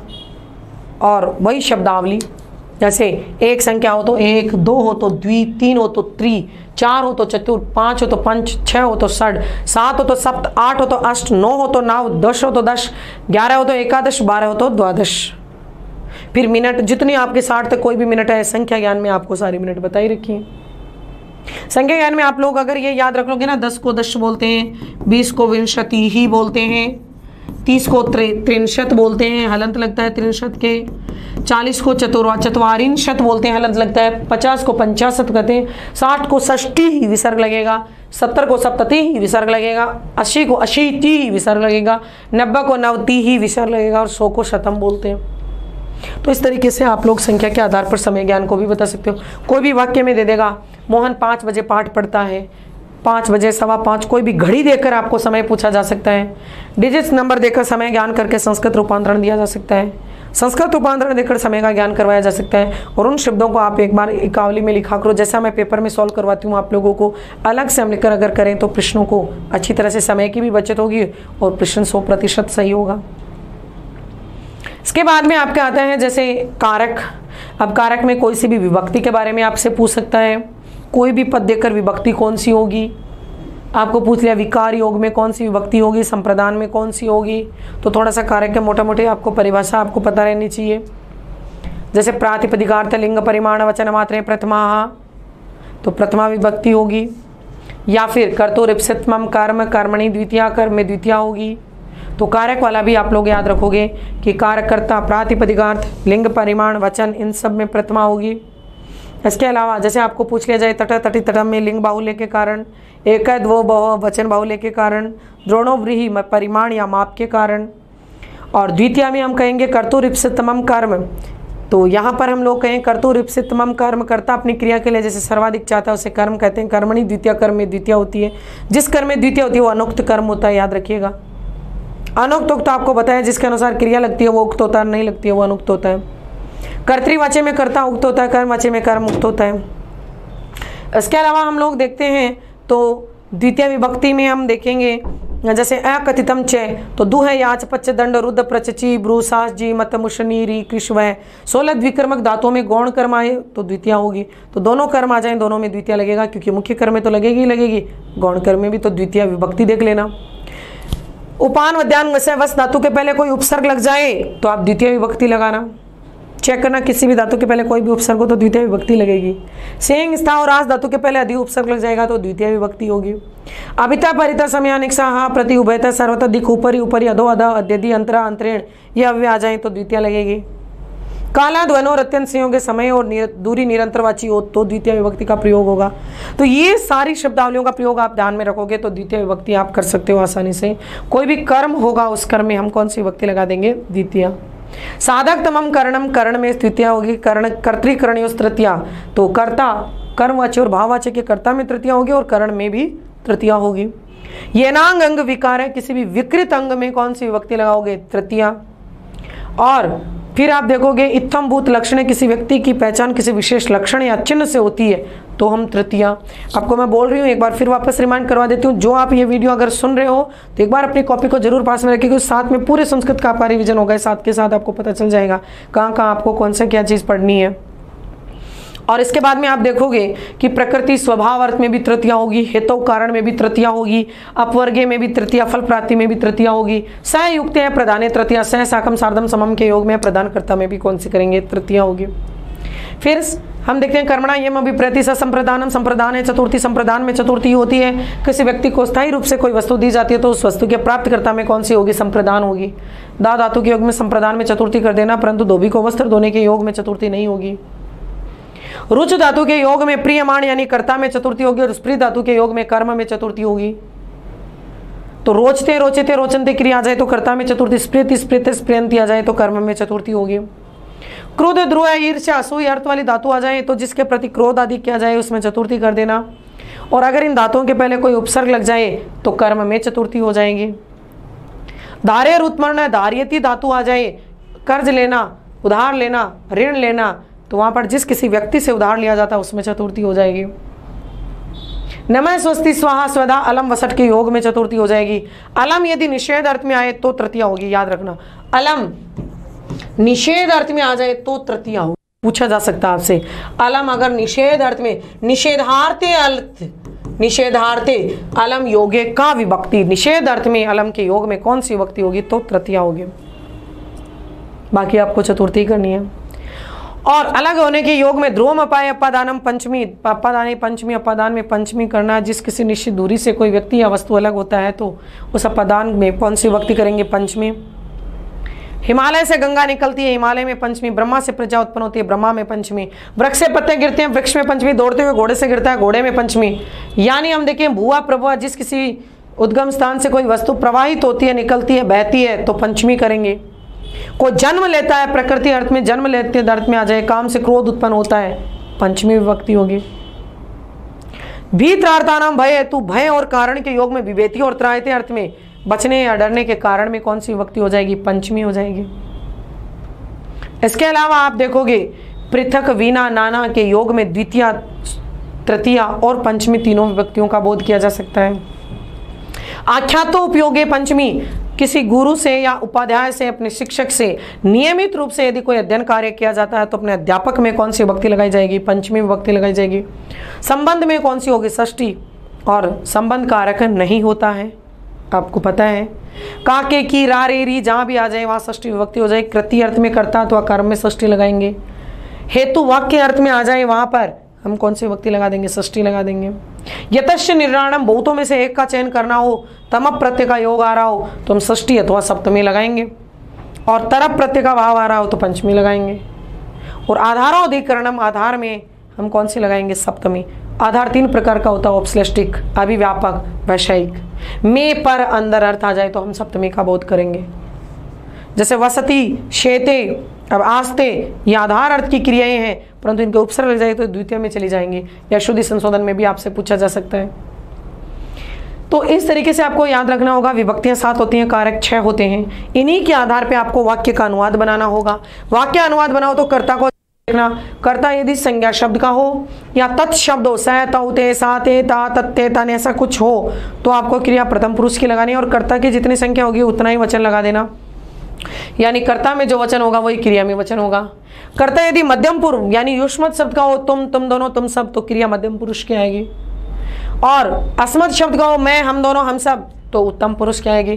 कर्ता की जितनी संख्या होंगी वही क्रिया में हो जाएंगी। और अगर कर्ता प्रथम पुरुष, मध्यम पुरुष, उत्तम पुरुष का मिश्रित रूप आए तो उत्तम पुरुष सबसे बलदायी होता है, सबसे बड़ा उत्तम होता है, फिर मध्यम होता है, फिर प्रथम होता है, फिर कर्ता गिन लेना। जैसे वह और तुम दोनों, तो वह और तुम दोनों कितने कर्ता हो गए? 3। क्रिया कौन सी आ जाएगी? मध्यम पुरुष बहुवचन की आ जाएगी। मैं और तुम सब, उत्तम पुरुष के बहुवचन की आ जाएगी। कहने का मतलब है वाक्य अनुवाद बनाओ तो ये चीज़ जरूर ध्यान देना। कर्म में द्वितीय लगा देना, कर्ता में प्रथमा लगेगी और क्रिया कर्ता के अनुसार आ जाएगी। कर्ता एक वचन तो क्रिया एक वचन, कर्ता द्विवचन तो क्रिया द्विवचन, कर्ता बहुवचन तो क्रिया बहुवचन। इसी वाक्य को अगर कर्म वाच्य में या भाव वाच्य में परिवर्तित करना हो तो वाच्य परिवर्तन की श्रेणी में हम बोल देंगे और प्रथमा के स्थान पर तृतीया लगा देंगे और द्वितीय के स्थान पर प्रथमा लगा देंगे। क्रिया कर्म के अनुसार लग जाएगी और धातु आत्मनेपदी रूप में बदल जाएगी। ये कर्म वाच्य हो जाएगा। भाव वाच्य में कर्म का अभाव होता है परंतु क्रिया कर्ता के अनुसार आती है और प्रथम पुरुष एक वचन की ही क्रिया प्रयुक्त होती है। तो ऐसा आप लोग वाच्य परिवर्तन का प्रश्न भी जरूर पूछा जाएगा आपसे। तो जो कर्तृवाच्य करो कर्ता में तृतीया कर देना। हो सकता है कर्मवाच्य देकर कर्तृ पूछ ले, कर्तृ देकर कर्म पूछ ले, भाववाच्य पूछ ले। कर्मवाच्य में आधार, संप्रदान, अपादान इनमें कोई परिवर्तन नहीं होता। वह मोहन गांव में रहता है, मोहन ग्रामे वसति, तो ग्रामे में वाच्य परिवर्तन में परिवर्तन नहीं होगा। मोहनेन उष्यते, ग्रामे उष्यते, ये बात ध्यान रखोगे आप लोग। प्रश्न निर्माण में भी आप यही बात ध्यान रखोगे। कोई भी वाक्य दे दिया तो वहां पर प्रश्न निर्माण आपसे करवाए तो स्त्रीलिंग हो तो कहा के कहा, काम के कहा, है ना। ऐसा रमा के जैसे अपन देखोगे जो सर्वनाम शब्द आते, सैरवा शब्द। पुल्लिंग हो गए तो कह कऊ के, तो इस तरीके से आप शब्द किम के कानी नपुंसकलिंग हो गए तो प्रश्न निर्माण में आप देख लेना, थोड़ा सा चेक करना कि कह कऊ के, ये आपको पूरा प्रश्न निर्माण वाले वीडियो में भी मैंने बता रखा है। पुल्लिंग है जैसे किसके लिए? चतुर्थी के लिए। मोहन लतायी पुस्तकम ददाती, अब लतायी की अंडरलाइन कर दे तो हम करेंगे कस्यई, और मोहनाय होता तो कस्मई। पुल्लिंग स्त्रीलिंग के अनुसार अपन इनमें परिवर्तन करेंगे। तो प्रश्न निर्माण से आपको ध्यान में देखना है थोड़ा सा एक बार।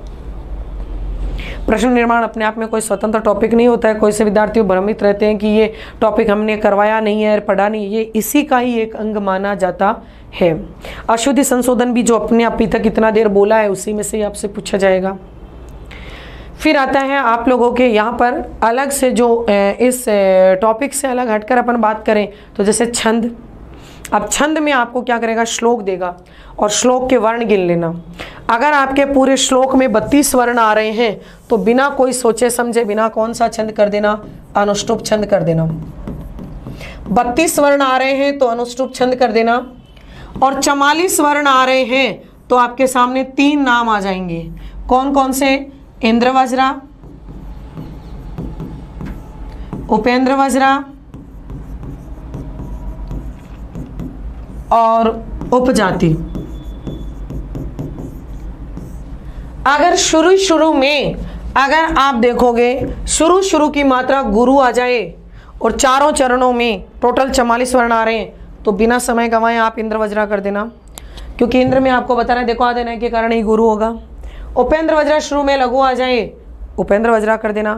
परंतु अगर इंद्र वज्रा और उपेंद्र वज्रा का मिश्रण आ जाए तो उपजाति हो जाएगा। मतलब 3 लाइन में इंद्र वज्रा, 1 में उपेंद्र वज्रा, 3 में उपेंद्र वज्रा, 1 में इंद्र वज्रा, 2 में इंद्र वज्रा, 2 में उपेंद्र वज्रा मिश्रित रूप आ जाए। यह मिश्रण 2:2, 1:3, 3:1 में भी हो सकता है। कोई बराबर ऐसा नहीं है कि 2 में ये आए 2 में ये आए, नहीं ऐसा नहीं होगा। तो हम कौन सा कर देंगे, उपजाति। 48 वर्ण का छंद आए तो आपके सामने 3 वर्ण ध्यान में रहने चाहिए। 3 छंदों का नाम ध्यान में रख लेना। कौन कौन से, वंशस्थ, द्रुत विलंबित और भुजंग प्रयात।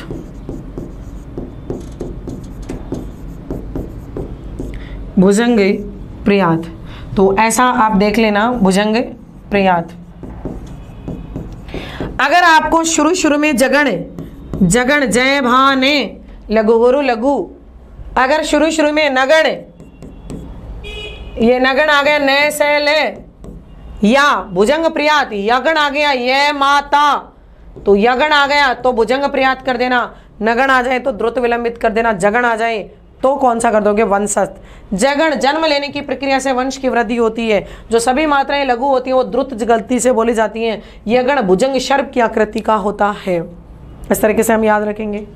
और अगर आपके सामने 56 वर्ण आ रहे हैं किसी श्लोक में, एक लाइन में 14, तो एकमात्र छंद होगा जो कौन सा होगा, वसंत तिल का। अगर 60 वर्ण आ रहे हैं तो एकमात्र छंद होगा कौन सा, मालिनी। मालिनी कर देना। अगर आप लोगों के सामने आप देखोगे 68 वर्ण आ रहे हैं तो 2 छंद हो जाएंगे, मंदाक्रांता और शिखरिणी। यानी 17 वर्ण वाले 2 छंद है, मंदाक्रांता और शिखरिणी। अब शुरू में मगन आ जाए मंदाक्रांता, यगण आ जाए शिखरिणी। 76 वर्ण एकमात्र छंद है, शार्दूल विक्रीडितम। वर्ण गिन लेना, आधा वर्ण नहीं गिनना। तो 19 वर्ण आ रहे हो एक लाइन में, टोटल 76 आ रहे हो, शार्दूल विक्रीडितम। और एक लाइन में 81 आ रहे हो, टोटल 84 आ रहे हो, तो कौन सा कर देना, श्रगधरा। कौन सा छंद हो जाएगा, श्रगधरा छंद सबसे बड़ा छंद होता है।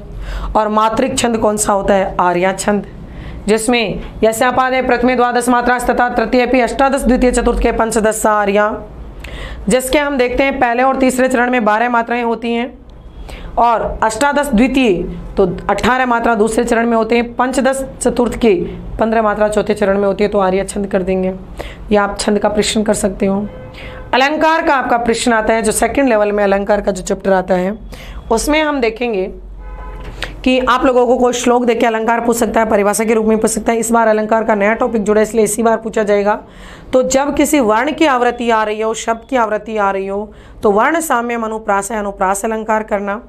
अगर शब्द जोड़े में आ रहे हो, युग्म में आ रहे हो, नव पलाश पलाश वनम पुर स्फुट पराग परागत पंकजम मृदुल तांत लतांतमलोक्यत ससुरभिम सुरभिम सु मनोभरी, आवृत्ति आ रही हो युग्म में, जोड़े में, तो यमक करना।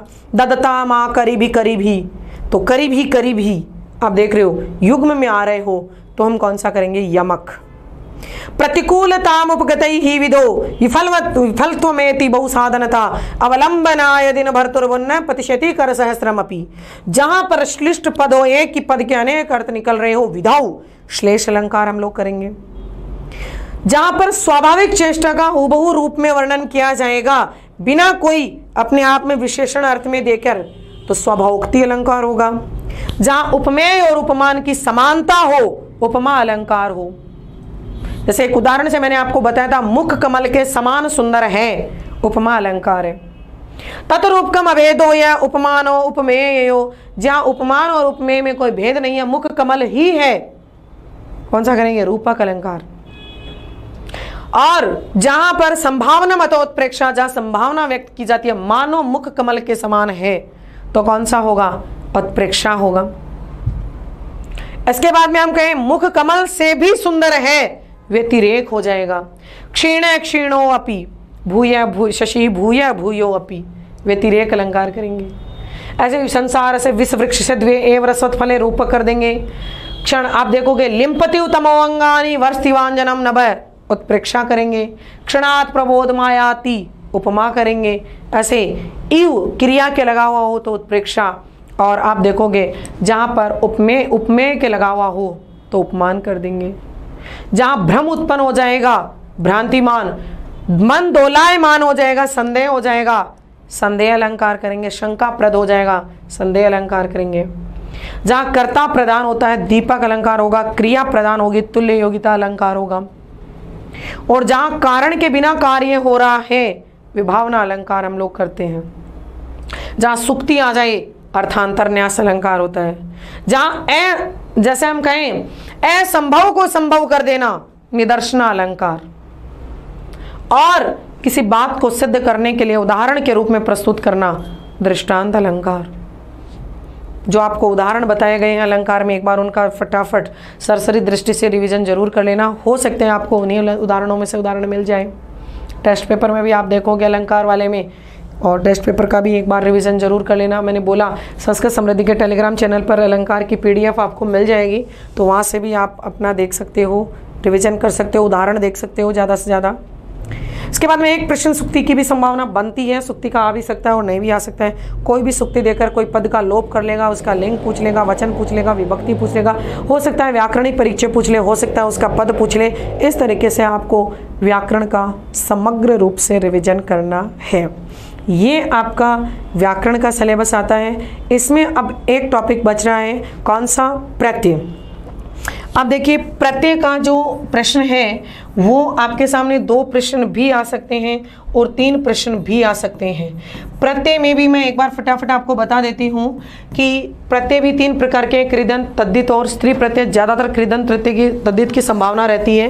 तद्धित प्रत्यय में आप देख लेना, तरप, तमप, मतुप, तल, त्वम, ये तद्धित प्रत्यय होते हैं। जहां तरह, तरा, तरम, लघुतरा, लघुतरा, लघुतरम, मैतरा, मैत्रा, मैत्रम, कौन सा प्रत्यय कर देना? तरप।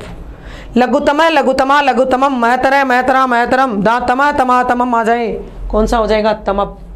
मतुप, ये शब्दों के लगते हैं, ध्यान देना, ये बात जरूर याद रख लेना आप। शब्दों के लगते हैं इसीलिए ये तद्धित कहलाते हैं, वो धातुओं के लगते हैं। तो ये श्रीमान, श्रीमती, श्रीमत, श्रीमान, श्रीमती, बुद्धिमत, बुद्धिमान, बुद्धिमती, गुणवत, गुणवान, गुणवती, रसवत, रसवान, रसवती, रूपवत, रूपवान, रूपवती, विद्यावत, विद्यावान, विद्यावती, मधुवत, मधुवान, मधुवती, मृदुवत, मृदुवान, मृदुवती। तो ऐसे जो उदाहरण होंगे कौन सा करेंगे हम? मतुप प्रत्यय।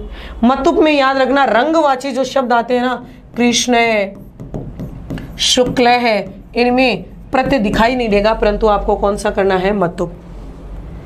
और जातिवाचक संज्ञा शब्दों के लगेगा, भाववाचक संज्ञा शब्दों का निर्माण करेगा, कौन सा प्रत्यय होगा? तल प्रत्यय। मानवता, दानवता, असुरता, देवता, पवित्रता, ग्रामता, बंधुता, राष्ट्रीयता, जो भी शब्द आ जाएंगे कौन सा प्रत्यय करेंगे? तल प्रत्यय। देवता शब्द को स्त्रीलिंग तल प्रत्यय से ही तो मानते हम।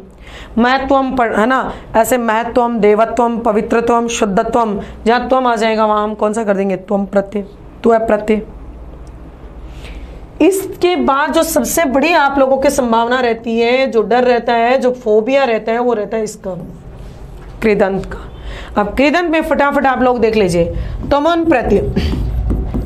त्वमन प्रत्यय का याद रख लेना, त्वम शेष रहता है, पठितुम, हसितुम, रक्षितुम, लेखितुम, है ना, गंतुम, मंतुम, हंतुम, जो भी परिवर्तन होते हैं आपको पूरा डिटेल से पढ़ाया हुआ है।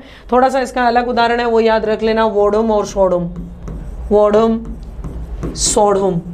अब वोडुम सोडुम में वह धातु, सोडुम में सह धातु। इसके बाद में अब मैं इसमें सिर्फ आपको पता है ये दोहरान क्रिया चल रही है अंतिम रूप से, जितना पढ़ना था आपने पढ़ लिया और जो पढ़ा है उसी के बारे में ही पूरा मैं बता रही हूँ। तभी बार बार बोल रही हूँ कि जब भी मेरे साथ अभी रिवीजन कर रहे हो तो एक बार कॉपी को पास में रखना, जिससे आपको पता चल जाए, क्योंकि ये सारी बातें मैंने नोट लगा के लिखवा रखी हैं। तव्यत प्रत्यय, तव्यत प्रत्यय का आप देखोगे तव्य शेष रहेगा, कर्तव्य, गंतव्य, मंतव्य, हंतव्य, रक्षितव्य, वधितव्य, पठितव्य, लिखितव्य, दृष्टव्य, पृष्ठव्य, है ना, ऐसे जो शब्द आ रहे हैं उनमें कौन सा करेंगे, तव्यत। और वही पौढ़व्य, सौढ़व्य।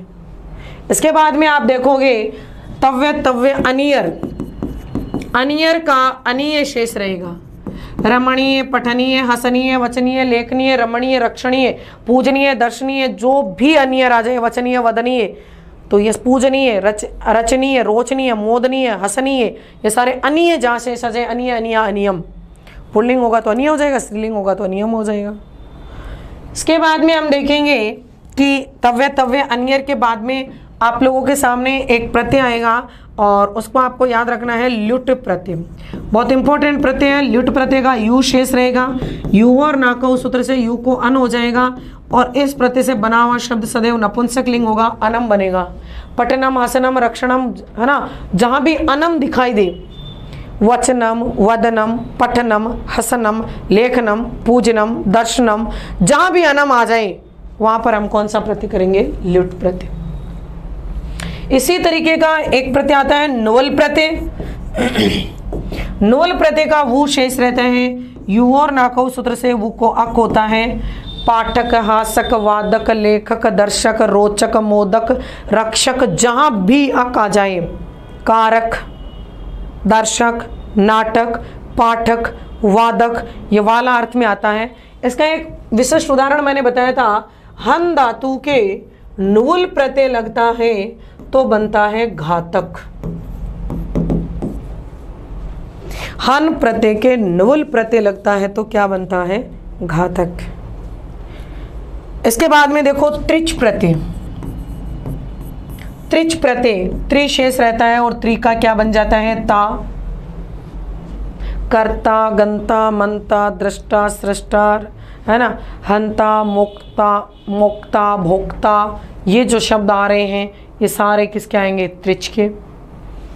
इसके बाद में आप देखोगे इन प्रत्ययों के अलावा जैसे क्षत्रिय और शानच, तो क्षत्रिय, शानच।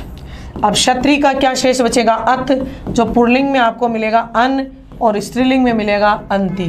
गच्छत, गच्छन, गच्छन्ति, पठत, पठन, पठन्ति, हसत, हसत, हसन्ति, रक्षत, रक्षन, रक्षन्ति। तो अन जहाँ भी दिखे, जैसे आपके पेपर में आ गया गच्छन, अब गच्छन में कौन सा प्रत्यय करना है, तो धातु में आपको अन दिखे तो कौन सा करना है, क्षत्रिय। परंतु याद रखिएगा इसमें एक विशिष्ट उदाहरण है विद्वान। विद धातु क्षत्रिय प्रत्यय, विद्वान में भी कौन सा होगा, क्षत्रिय प्रत्यय।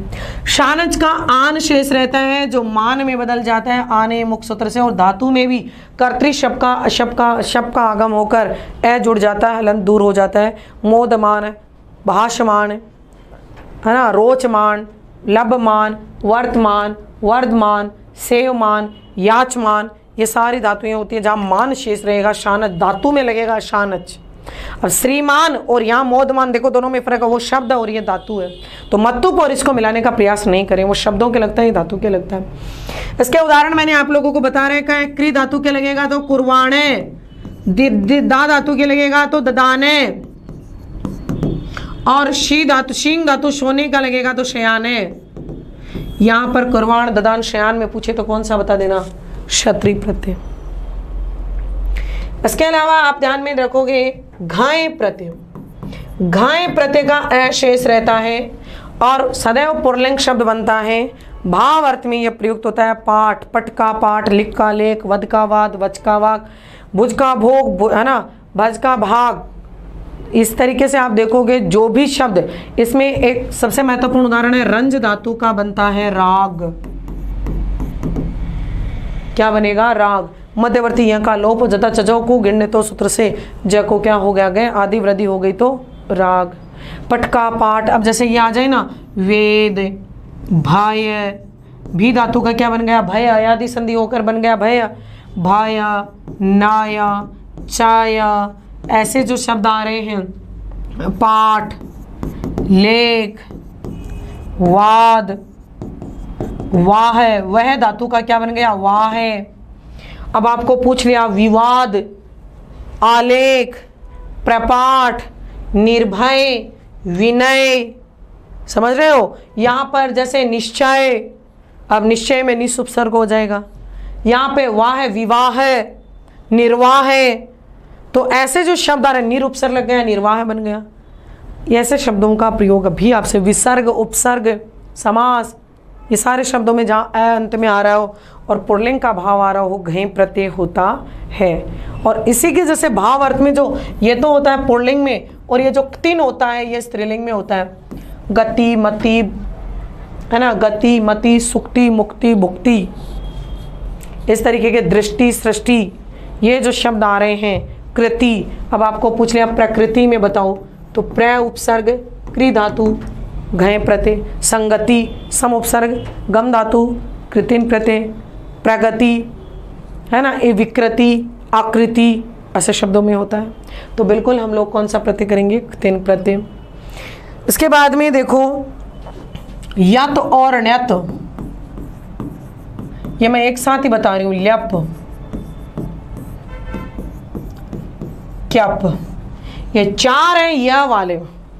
क्यप का य शेष रहेगा, ल्यप का य शेष रहेगा, ण्यत का य शेष रहेगा, यत का भी य शेष रहेगा। एतिस्तु सास व्रीद्री जुषः क्यप, इत्यस्तुते वृत्ते आदृत्य जुष्य शिष्य, 6 उदाहरण याद रख लेना। इन 6 में कौन सा कर देना, क्यप, शिष्य इसका बहुत इंपॉर्टेंट उदाहरण है। और 7वां एक विकल्प से बनता है मृज धातु का मृज, ये आ जाए इत्ते, स्तुत्ते, आदृत्य, वृत्ते, जुष्य, शिष्य, मृज, तो एक ही प्रत्यय होगा क्यप और कोई सा ही नहीं। उपसर्ग युक्त धातु के अंत में ल्यप लगेगा अगर उत्तर आपको यह मिल रहा हो, आदाय, प्रदाय, विहाय, प्रकृति, उपकृत्य, तो उपसर्ग युक्त धातु के अंत में यह मिले तो कौन सा कर देना, ल्यप। स्वरांत धातु के लगता है यत, और री और हलंत युक्त के लगता है ण्यत। कार्य, धार्य, हार्य, है ना, तो ण्यत। चेयम, नेयम, हव्य, भव्य, गव्य, है ना, ऐसे तो कौन सा करेंगे, यत। इसके अपवाद में ध्यान देना थोड़ा सा, जैसे गम में शप्पे, लभ्य, पोर्दुप्ता, अंत में पैवर का वर्ण आ रहा हो, गद्य, पद्यम, चद्यम, यह आ जाए तो आपको यत प्रत्यय करना है। कौन सा प्रत्यय करना है, यत प्रत्यय। ऐसे जैसे प्रणम में आ गया, अब प्रणम में भी आप ध्यान देना थोड़ा सा, प्र उपसर्ग आ रहा है, नम धातु, यत प्रत्यय, तो ये आप ध्यान देंगे। यहां पर उपसर्ग युक्त धातु में ल्यप प्रत्यय हो जाता है, तो प्रणम में हम कौन सा कर देंगे, ल्यप प्रत्यय। अब देखो है तो वही यही, परंतु उपसर्ग वाली होगी तो हम ल्यप करेंगे, ये पहचान होगी। इसके अलावा आप देखोगे कत, कत्वतु और क्त्वा। कत्वा का शेष बचेगा त्वा, इसका तवत, पुल्लिंग में तवान, ज्यादातर पुल्लिंग को ध्यान में रख लेना तो फिर बाकी आप कर दोगे तवती। इसका तह, ता ऐसा बनेगा स्त्रीलिंग में, तम नपुंसकलिंग में बनेगा तम। हाँ जी, तो पठित, हसित, रक्षित, है ना, इनमें आपको पता है संप्रसारण क्रिया होती है, यानी यह व को ऊ हो जाता है, उदित है, उषित है ना, उक्त, तो ये आप ध्यान रखोगे यहाँ पर। तो उक्त, वद धातु का उदित है, वच धातु का उक्त है, वस धातु का उषित है। उसी प्रकार उदितवत, उदितवान, उदितवती, उषितवत, उषितवान, उषितवती, उक्तवत, उक्तवान, उक्तवती, उक्तवा, उषित्वा, वदित्वा, संप्रसारण क्रिया होती है। धातु के पंचम वर्ण का लोप हो जाता है, गतय, गता, गतम, गतवत, गतवान, गतवती, गत्वा, हत्वा, मतवा, यत्वा, पठित्वात, पठित्वात, पठित्वती, तो पट धातु के क्तय लगेगा तो पठित है, पठित्वत, पठित्वा, इस तरीके से सेम लगेगा। इसके कुछ उदाहरण हैं जो आपको याद रखने हैं। जैसे आपको पूछ लिया शुष्क है, पक्व है, क्षामे है, भुग्ने है, दत्ते है, जीर्णम, शीर्णम, कीर्णम, छिन्नम, भिन्नम, खिन्नम। इन सभी उदाहरणों में कौन सा प्रत्यय होगा? क्तव प्रत्यय होगा। इन सभी उदाहरणों में छिन्न, भिन्न, खिन्न, जीर्ण, शीर्ण, कीर्ण, भुग्न, दत्त, शुष्क, पक्व, क्षामय, इनमें कौन सा प्रत्यय होगा? क्तव प्रत्यय होगा। पिछली बार आया था प्रछन्नम, तो प्रछन्नम में कौन सा करेंगे? क्तव प्रत्यय करेंगे। तो इस प्रकार से हम लोग प्रत्ययों का प्रश्न भी कर सकते हैं। थोड़ा सा आपके पास में डरने की जरूरत नहीं है, 4 ऑप्शन मिलेंगे, चारों ऑप्शंस को अच्छी तरह से समझिए, देखिए और उस उदाहरण से तुलना करने का प्रयास कीजिए। इस ऑप्शन का क्या शेष है, पहली बात तो आपको आ जाएगा, फिर भी नहीं आए तो इस ऑप्शन का क्या शेष रहता है, इसका क्या बनता है, इसका इस धातु से क्या बनता है। अगर आप थोड़ा सा एनालिसिस कर लोगे, विश्लेषण कर लोगे तो बहुत अच्छे से कर सकते हो। तो बिल्कुल ये अंतिम आपकी रीड के लिए क्लास हो सकती है। मैं ये कह सकती हूँ रीड की क्लास ये अंतिम क्लास है और इस क्लास में यही प्रयास किया गया है कि अब तक आपने जो पढ़ा गया है उसका समग्र रूप से विवेचन किया गया है। तो अब तक हमने संपूर्ण व्याकरण का एक सरसरी दृष्टि से दोहरान किया है। अब हम नेक्स्ट हमारा जो बिंदु रहेगा वो अभी रह रहा है शिक्षण विधि का। शिक्षण विधियों के हमारे जो प्रश्न बनेंगे उनमें आप लोगों को देखना है कि शिक्षण विधियां ही हमारा एक टॉपिक नहीं रहेगा। शिक्षण विधियों के भी जैसे अलग अलग आप देख रहे हो, जैसे व्याकरण में अलग अलग टॉपिक्स थे, वैसे ही शिक्षण विधियों में भी अलग अलग हैं। जैसे भाषा कौशल, अब भाषा कौशल, तो भाषा कौशल के संबंध में आप लोगों को भाषा के जो 4 कौशल हैं आप देखोगे, भाषा के 4 कौशल कौन कौन से? श्रवण, पठन, लेखन, है ना। तो श्रवण, भाषण, पठन, लेखन। आप लोग इन चारों कौशलों के बारे में एक बार अच्छी तरह से पढ़ लेना, समझ लेना, याद कर लेना। वैसे अपने इस YouTube पर भी इनको चारों को विस्तार से पढ़ाया गया है, अच्छी तरह समझाया गया है। तो भाषा कौशल में से प्रश्न जरूर बनेगा। यहाँ मैं अब आपको ये बता रही हूँ शिक्षण विधियों में, क्योंकि आप सबको पता है, देखो शिक्षण विधि पढ़ ली भी बहुत, YouTube पर भी मैंने बहुत पढ़ा दिया। 500 प्रश्न से मैंने इनका टेस्ट भी दे लिया, 500 प्रश्न शिक्षण विधियों के। और इसकी PDF हमारे संस्कृत टेलीग्राम चैनल, जो संस्कृत समृद्धि का टेलीग्राम चैनल, इस वीडियो के डिस्क्रिप्शन में उसका लिंक भी है, वहां भी मिल रहा है, आप देख लेना। तो ये 500 प्रश्न के माध्यम से शिक्षण विधियां खूब पढ़ा दी, पर मैं अभी बता रही हूं आपको एक बार वापस कि शिक्षण विधियों में आपको क्या क्या पढ़ना है। एक तो ये, दूसरा आप शिक्षण कौशल का प्रश्न जरूर पूछा जाता है और ये शिक्षण कौशल भी आप लोगों को YouTube पर वीडियो मिलेगा, अपने यहाँ पर पढ़ाया गया है।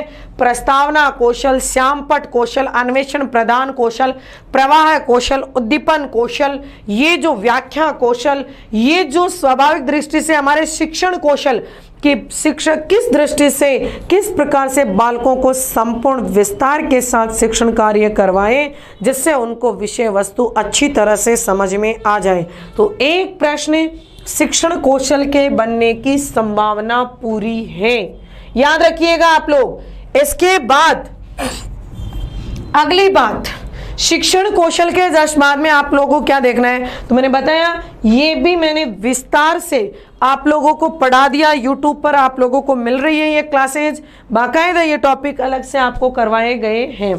एक संप्रेषण साधन को जरूर याद देख लेना आप लोग। संप्रेषण साधन में जो दृश्य साधन, श्रव्य साधन, मिश्रित साधन और पाठ्य पुस्तक, अब पाठ्य पुस्तक के बारे में आपको पूरा पढ़ाया हुआ है, उसके आंतरिक लक्षण, बाह्य लक्षण, पाठ्य पुस्तक की विशेषताएं, दोष, गुण, सारे पाठ्य पुस्तक को विस्तार से, और इसका भी मैंने बोला इसे YouTube चैनल पर भी मैंने विस्तार से पढ़ाया आप लोगों को। शिक्षण विधियां जब आप सर्च करोगे इस YouTube पे तो आपको मिल जाएगा, तो उससे भी आप लोग अच्छे देखना, इसमें से प्रश्न जरूर बनेगा। पाठ्य पुस्तक के गुण, विशेषता के बारे में आपसे पूछ सकता है, दृश्य श्रव्य साधन के बारे में पूछ सकता है, दृश्य कौन सा है, श्रव्य कौन सा है, मिश्रित कौन सा है। अब दूरदर्शन है या चलचित्र है या भाषा प्रयोगशाला है, या आप मिश्रित में करोगे। जिनको सुनकर विषय वस्तु का ज्ञान ग्रहण होगा वो श्रव्य साधन होंगे, जिनको देखकर होगा वो दृश्य होंगे। तो संप्रेषण साधन के रूप में आप लोग याद रखना। और इन साधनों के अलावा आप लोगों को शिक्षक के एक अभिन्न साधन भी मैंने बता रखे हैं, अनिवार्य साधन के रूप में आप याद रखोगे। जैसे कौन कौन से, श्यामपट, सुधाखंड यानी चौक, मार्जनी यानी डस्टर, दंड सूचक यानी पॉइंटर, और पाठ्य पुस्तक पांचों के बारे में विस्तार से भी आपको पता होना चाहिए। श्यामपट आयताकार आकृति का होता है, 3:2 के रूप में इसका नाप होता है। लपेट फलक अस्थायी श्यामपट होता है श्यामपट के रूप में, यानी पूरा डिटेल आपको पता है। और मैंने बोला इसकी पूरी विस्तारित क्लास आपको इस YouTube पर मिल जाएगी। तो आप अगर सुनना चाहे, कोई विद्यार्थी, आप में से एक विद्यार्थी को भी ऐसे लगे कि नहीं यार मुझे एक बार इस क्लास को देखना है, तो आप इस YouTube पर से देख सकते हो। इसके बाद में आपका और जो मैं ये बात बता रही हूँ कहाँ से कौन कौन से बिंदु में से आपके अनिवार्य रूप से जो प्रश्न बनने की संभावना है उनकी बात कर रही हूँ। फिर अभिरुचि में से प्रश्न बनेगा आपका, अभिरुचि में से प्रश्न बन जाएगा। जैसे आप देखोगे कि किस तरीके से बालक को अच्छा लगे या पढ़ाया जाए, समझाया जाए, कौन सी प्रतियोगिताओं के बारे में, सारे अंत्याक्षरों के बारे में या कौशल के बारे में, श्यामपट पर लिखाने के बारे में, किस तरीके से अभिरुचि से संबंधित आपका प्रश्न है वो भी बन सकता है। इसके अलावा शिक्षण विधि में आप ध्यान से देखोगे तो शिक्षण विधियाँ जो हैं इनमें से जो प्रश्न बनेंगे उन शिक्षण विधियों को हम देखिए, पहली बात तो काल की दृष्टि से हम लोग देखेंगे कि परंपरागत शिक्षण विधियां और आधुनिक शिक्षण विधियां। हालांकि सही बात तो ये है कि इनको भी मैंने विस्तार के साथ आपके इस YouTube चैनल पर पढ़ा रखा है। परंपरागत में गुरुकुल शिक्षण विधि है, आप लोग देखना वहाँ पर गुरुकुल शिक्षण विधि है, या फिर आप देखोगे कि भंडारकर की व्याकरण अनुवाद विधि है, या आपकी पाठ्य पुस्तक विधि है, आपको पूरी विस्तार के साथ मिलेंगी। इनमें लॉर्ड मैकाले की शिक्षा पद्धति के बाद में जैसे प्रत्यक्ष विधि है, तो प्रत्यक्ष विधि आपको पढ़ा रखी है, वार्तालाप विधि पढ़ा रखी है, संयुक्त विधि के बारे में बता रखा है, ये भी YouTube पे आपको पढ़ा रखा है। तो मेरा कहने का मतलब इनके बारे में आप लोग याद रखना, जो सामान्य कॉमन, जो पर्टिकुलर किसी विषय वस्तु से संबंधित ना होकर सामान्य शिक्षण विधियों में से आपको प्रश्न पूछा जा सकता है। इसके बाद में जो महत्वपूर्ण इकाई आती है विषय वस्तु के आधार पर, विषय वस्तु के आधार पर हम लोग इसके 5 विभाजन कर देते हैं। कितने विभाजन करते हैं? 5 विभाजन करते हैं। 5 में कौन कौन से? देखो, व्याकरण शिक्षण,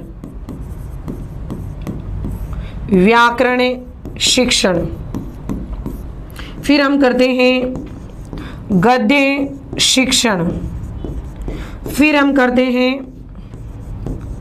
पद्य शिक्षण, फिर हम करते हैं नाट्य शिक्षण, फिर हम लोग करेंगे अनुवाद शिक्षण।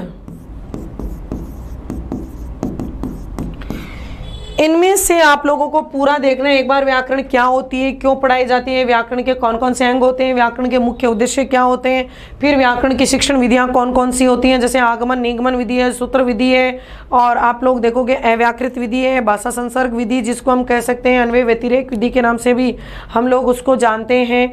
इसके आधार पे अपन देखेंगे कि व्याकरण शिक्षण विधि के रूप में पारायण विधि का प्रयोग भी सबसे प्राचीन विधि के रूप में किया जाता है।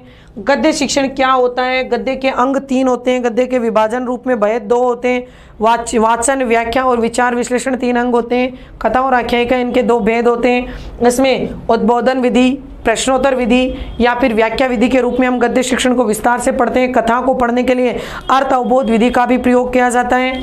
फिर आपको पद्य शिक्षण में से भी पूछी जा सकती है, तो पद्य शिक्षण में हम देखेंगे दंडान्वय, खंडान्वय, भाष्य विधि, या फिर हम देखेंगे इसके अलावा गीत विधि आती है, समीक्षा विधि आती है, तुलना विधि आती है, ये सारी पद्य शिक्षण में आती हैं। नाट्य शिक्षण में, नाट्य क्या होता है?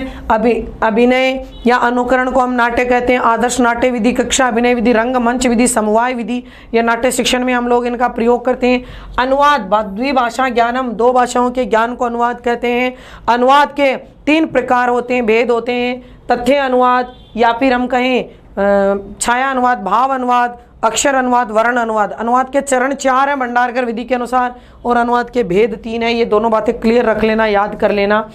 इसमें तुलना विधि आ जाती है, अनुकरण विधि, द्विभाषी विधि आती है, पाठ्य पुस्तक प्रयोग विधि का प्रयोग किया जाता है। एक आपको इनका उद्देश्य जरूर याद रखना, इसका उद्देश्य होता है प्रयोग और अभ्यास या नियम प्रस्तुतिकरण या नियमों का ज्ञान।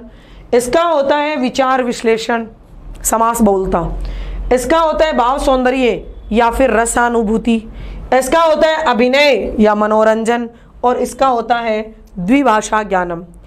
एक तो ये प्रश्न पूछ सकता है कोई से भी शिक्षण का, व्याकरण शिक्षण का उद्देश्य आपको दे। एक सर्वश्रेष्ठ विधि याद रखना, व्याकरण की शिक्षण की सर्वश्रेष्ठ विधि आगमन निगमन होती है, और दोनों अलग अलग आए तो आगमन सर्वश्रेष्ठ करना। इसकी उद्बोधक विधि होती है जिसको सांकेतिक विधि भी कहते हैं। इसकी खंडान्वय विधि होती है, इसकी समवाय विधि सर्वश्रेष्ठ होती है, और इसकी द्विभाषी विधि सर्वश्रेष्ठ होती है। तो सर्वश्रेष्ठ विधि के बारे में भी पूछ सकता है, कौन सी विधि व्याकरण की है, कौन सी गद्य की है, सामान्य रूप से भी आपको पूछ सकता है। कौन सी विधि में क्या किया जाए, जैसे आपसे पूछ लिया कि दंडान्वय विधि में दंड का तात्पर्य क्या है, या फिर साहित्यिक ज्ञान का अन्वय किया जाए, वो कौन सी होगी, खंडान्वय होगी। किसी भी रूप में आपको इन शिक्षण विधियों के बारे में पूछ सकता है। जो आपने अब तक तैयार की हैं उनका आप एक तरीके से एक बार देख सकते हो, ये मैंने आपको बताया। इसके अलावा आप लोगों के इसमें जो प्रश्न बनने की जो संभावना है वो सिद्धांत में से भी कई बार प्रश्न दे देता है, जैसे स्वाभाविकता का सिद्धांत, रुचि का सिद्धांत, सक्रियता का सिद्धांत, प्रयत्न का सिद्धांत, क्रियाशीलता व अभ्यास कार्य का सिद्धांत, अनुकरण व मौखिक कार्य का सिद्धांत, बहुभाषिक सिद्धांत, या व्यक्तिक भिन्नता का सिद्धांत, या अनुपात एवं क्रमता का सिद्धांत। ऐसे सिद्धांतों के आधार पर भी हमें प्रश्न पूछ सकता है। तो एक बार सिद्धांत के बारे में भी आपको थोड़ा सा पता रहना चाहिए। उसके बाद में जो सबसे महत्वपूर्ण इकाई आती है वो शिक्षण विधियों में आपके आ जाएगी मूल्यांकन।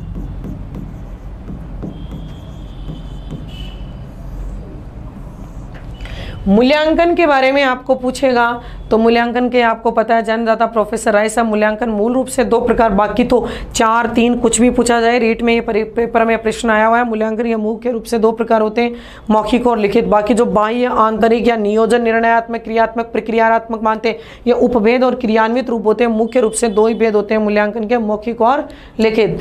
मौखिक प्रश्न होंगे, मौखिक उत्तर होंगे, मौखिक मूल्यांकन। लिखित प्रश्न होंगे, लिखित उत्तर होंगे, लिखित मूल्यांकन। आपको दोनों के अलग अलग रूप पूछ सकता है। मौखिक परीक्षा कौन सी है, लिखित परीक्षा कौन सी है? तो श्लाका परीक्षा मौखिक होती है, याद रख लेना।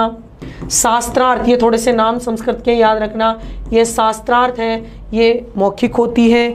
अंत्याक्षरी है, मौखिक होगी। भाषण प्रतियोगिता, ये सारी मौखिक होंगी। भाषण प्रतियोगिता है, ये मौखिक आ जाएगी। वाद विवाद प्रतियोगिता है, ये मौखिक में आ जाएगी। साक्षात्कार इंटरव्यू है, ये मौखिक में आ जाएगा। तो जो भी मौखिक अपने क्रिया संपन्न की जाए वो मौखिक में आ जाएंगे। फिर लिखित परीक्षा में, लिखित परीक्षा प्रश्न भी लिखित होगा और उत्तर भी लिखित होगा। लिखित प्रश्न पत्र 3 प्रकार के माने गए हैं, जिनके उत्तर व्याख्यात्मक होंगे वो निबंधात्मक, जिनके उत्तर अनुवादात्मक या संक्षेप रूप में होंगे लघुत्तरात्मक, और जिनके अपने आप में वस्तुनिष्ठ रूप में होंगे वो बहुचयनात्मक। ये भी 3 प्रकार के होंगे। एक ही प्रश्न के 4 विकल्प होंगे तो बहुविकल्पीय प्रश्न होंगे। प्रत्यय विज्ञान में, जैसे प्रत्यय विज्ञान में हम लोग कहेंगे मिलान चिन्ह, तर्क संगत, असत्य, सत्य कथन, इससे संबंधित प्रश्न हैं वो प्रत्यय विज्ञान में होंगे। प्रत्यय स्मरणात्मक में रिक्त स्थान पूर्ति या अति लघुत्तरात्मक से संबंधित प्रश्न होंगे। इसके बाद में आप लोगों को देखना है मूल्यांकन क्रिया में भी निदानात्मक परीक्षण और उपचारात्मक शिक्षण। तो निदानात्मक परीक्षण और उपचारात्मक शिक्षण, तो किसी समस्या बालक में विषयगत समस्या के कारणों का पता लगाना निदानात्मक परीक्षण, और समस्या को दूर करना, विषय वस्तु में स्फूर्ति प्रदान करना, त्रुटियों को दूर करना, विषयगत दोषों को दूर करना, विषय वस्तु के प्रति रुचिवन बनाना, ये सारे उपचारात्मक शिक्षण के मूल रूप से उद्देश्य माने गए हैं। सतत मूल्यांकन और व्यापक मूल्यांकन, तो सतत मूल्यांकन जो एक चरणबद्ध इकाई से बालक की समस्या के कारणों का पता लगाकर उनका समाधान करवाया जाए और विषय वस्तु के प्रति रुचि जागृत की जाए और उसका अपने आप में प्रयोग करके मूल्यांकन किया जाए, सतत मूल्यांकन होगा जो प्रोफेसर मोफात ने दिया था। और व्यापक मूल्यांकन जो वार्षिक परीक्षा के रूप में होता है, जिसका मूल उद्देश्य बालक की आगामी पाठ्यक्रम में प्रवेश होता है। तो इस तरीके से मूल्यांकन में से भी आपके प्रश्न बनते हैं। इसके अलावा जो संभावना है वो सामान्य तौर पे आप देखोगे तो सन आयोग समिति के बारे में भी आपसे पूछ सकता है, कौन सा आयोग आया, कौन सी समितियां हैं, कौन से गठन हैं। नवीन नई शिक्षा नीति 2020 में जो परीक्षा केंद्र परख है उसके बारे में भी आपसे पूछा जा सकता है। और द्वितीय संस्कृत आयोग जिसके अध्यक्ष डॉक्टर पद्मव्रत शास्त्री सत्यव्रत शास्त्री हैं और राजस्थान के सदस्य थे कलानाथ शास्त्री। द्वितीय शिक्षा नीति के बारे में पूछ सकता है और द्वितीय शिक्षा आयोग आयोग के बारे में भी पूछ सकता है। तो ये सन आयोग समिति की आपको पता है यूट्यूब पे अपन ने क्लास भी ली थी, इसकी PDF भी हम अपने टेलीग्राम चैनल पर मिल रही है। तो संपूर्ण संस्कृत का एक सरसरी दृष्टि से हमने रिवीजन या दोहरान करके अच्छी तरह से ये समझना है, क्योंकि ये सर्व अंकदात्री भाषा है। अब आपने जितना पढ़ना था वो पढ़ लिया। यानी मैं तो अब ये कहूँ कि आपकी ये 26 सितंबर की परीक्षा को ध्यान में रखते हुए ये अंतिम बार आपको सिलेबस के बारे में बताया है। अब जितना बताना था वो बता दिया, पढ़ाना था, सिखाना था, समझाना था, वो सारा किया। अब आप पर निर्भर है कि आपने इस विषय वस्तु, मैं मान सकती हूँ कि आपने अच्छी तैयारी की है, अच्छा पढ़ा है, अच्छा समझा है, परंतु प्रश्न को करते समय एक बार सूझबूझ क्रिया का प्रयोग अवश्य करें, क्योंकि इस क्लास के बाद सिर्फ आप पेपर देंगे और पेपर देने के बाद 26 तारीख को शाम को हम पेपर के बारे में ही वार्तालाप करेंगे जो आप परीक्षा संपन्न कर देंगे। यानी जो परीक्षा की तैयारी से संबंधित है ये आपकी आखिरी क्लास है। तो अच्छे से पढ़ना, समझना, याद करना और जिस लक्ष्य के लिए आप तैयार हो रहे हो उस लक्ष्य में ज़रूर सफल होना। Thank you so much, best of luck.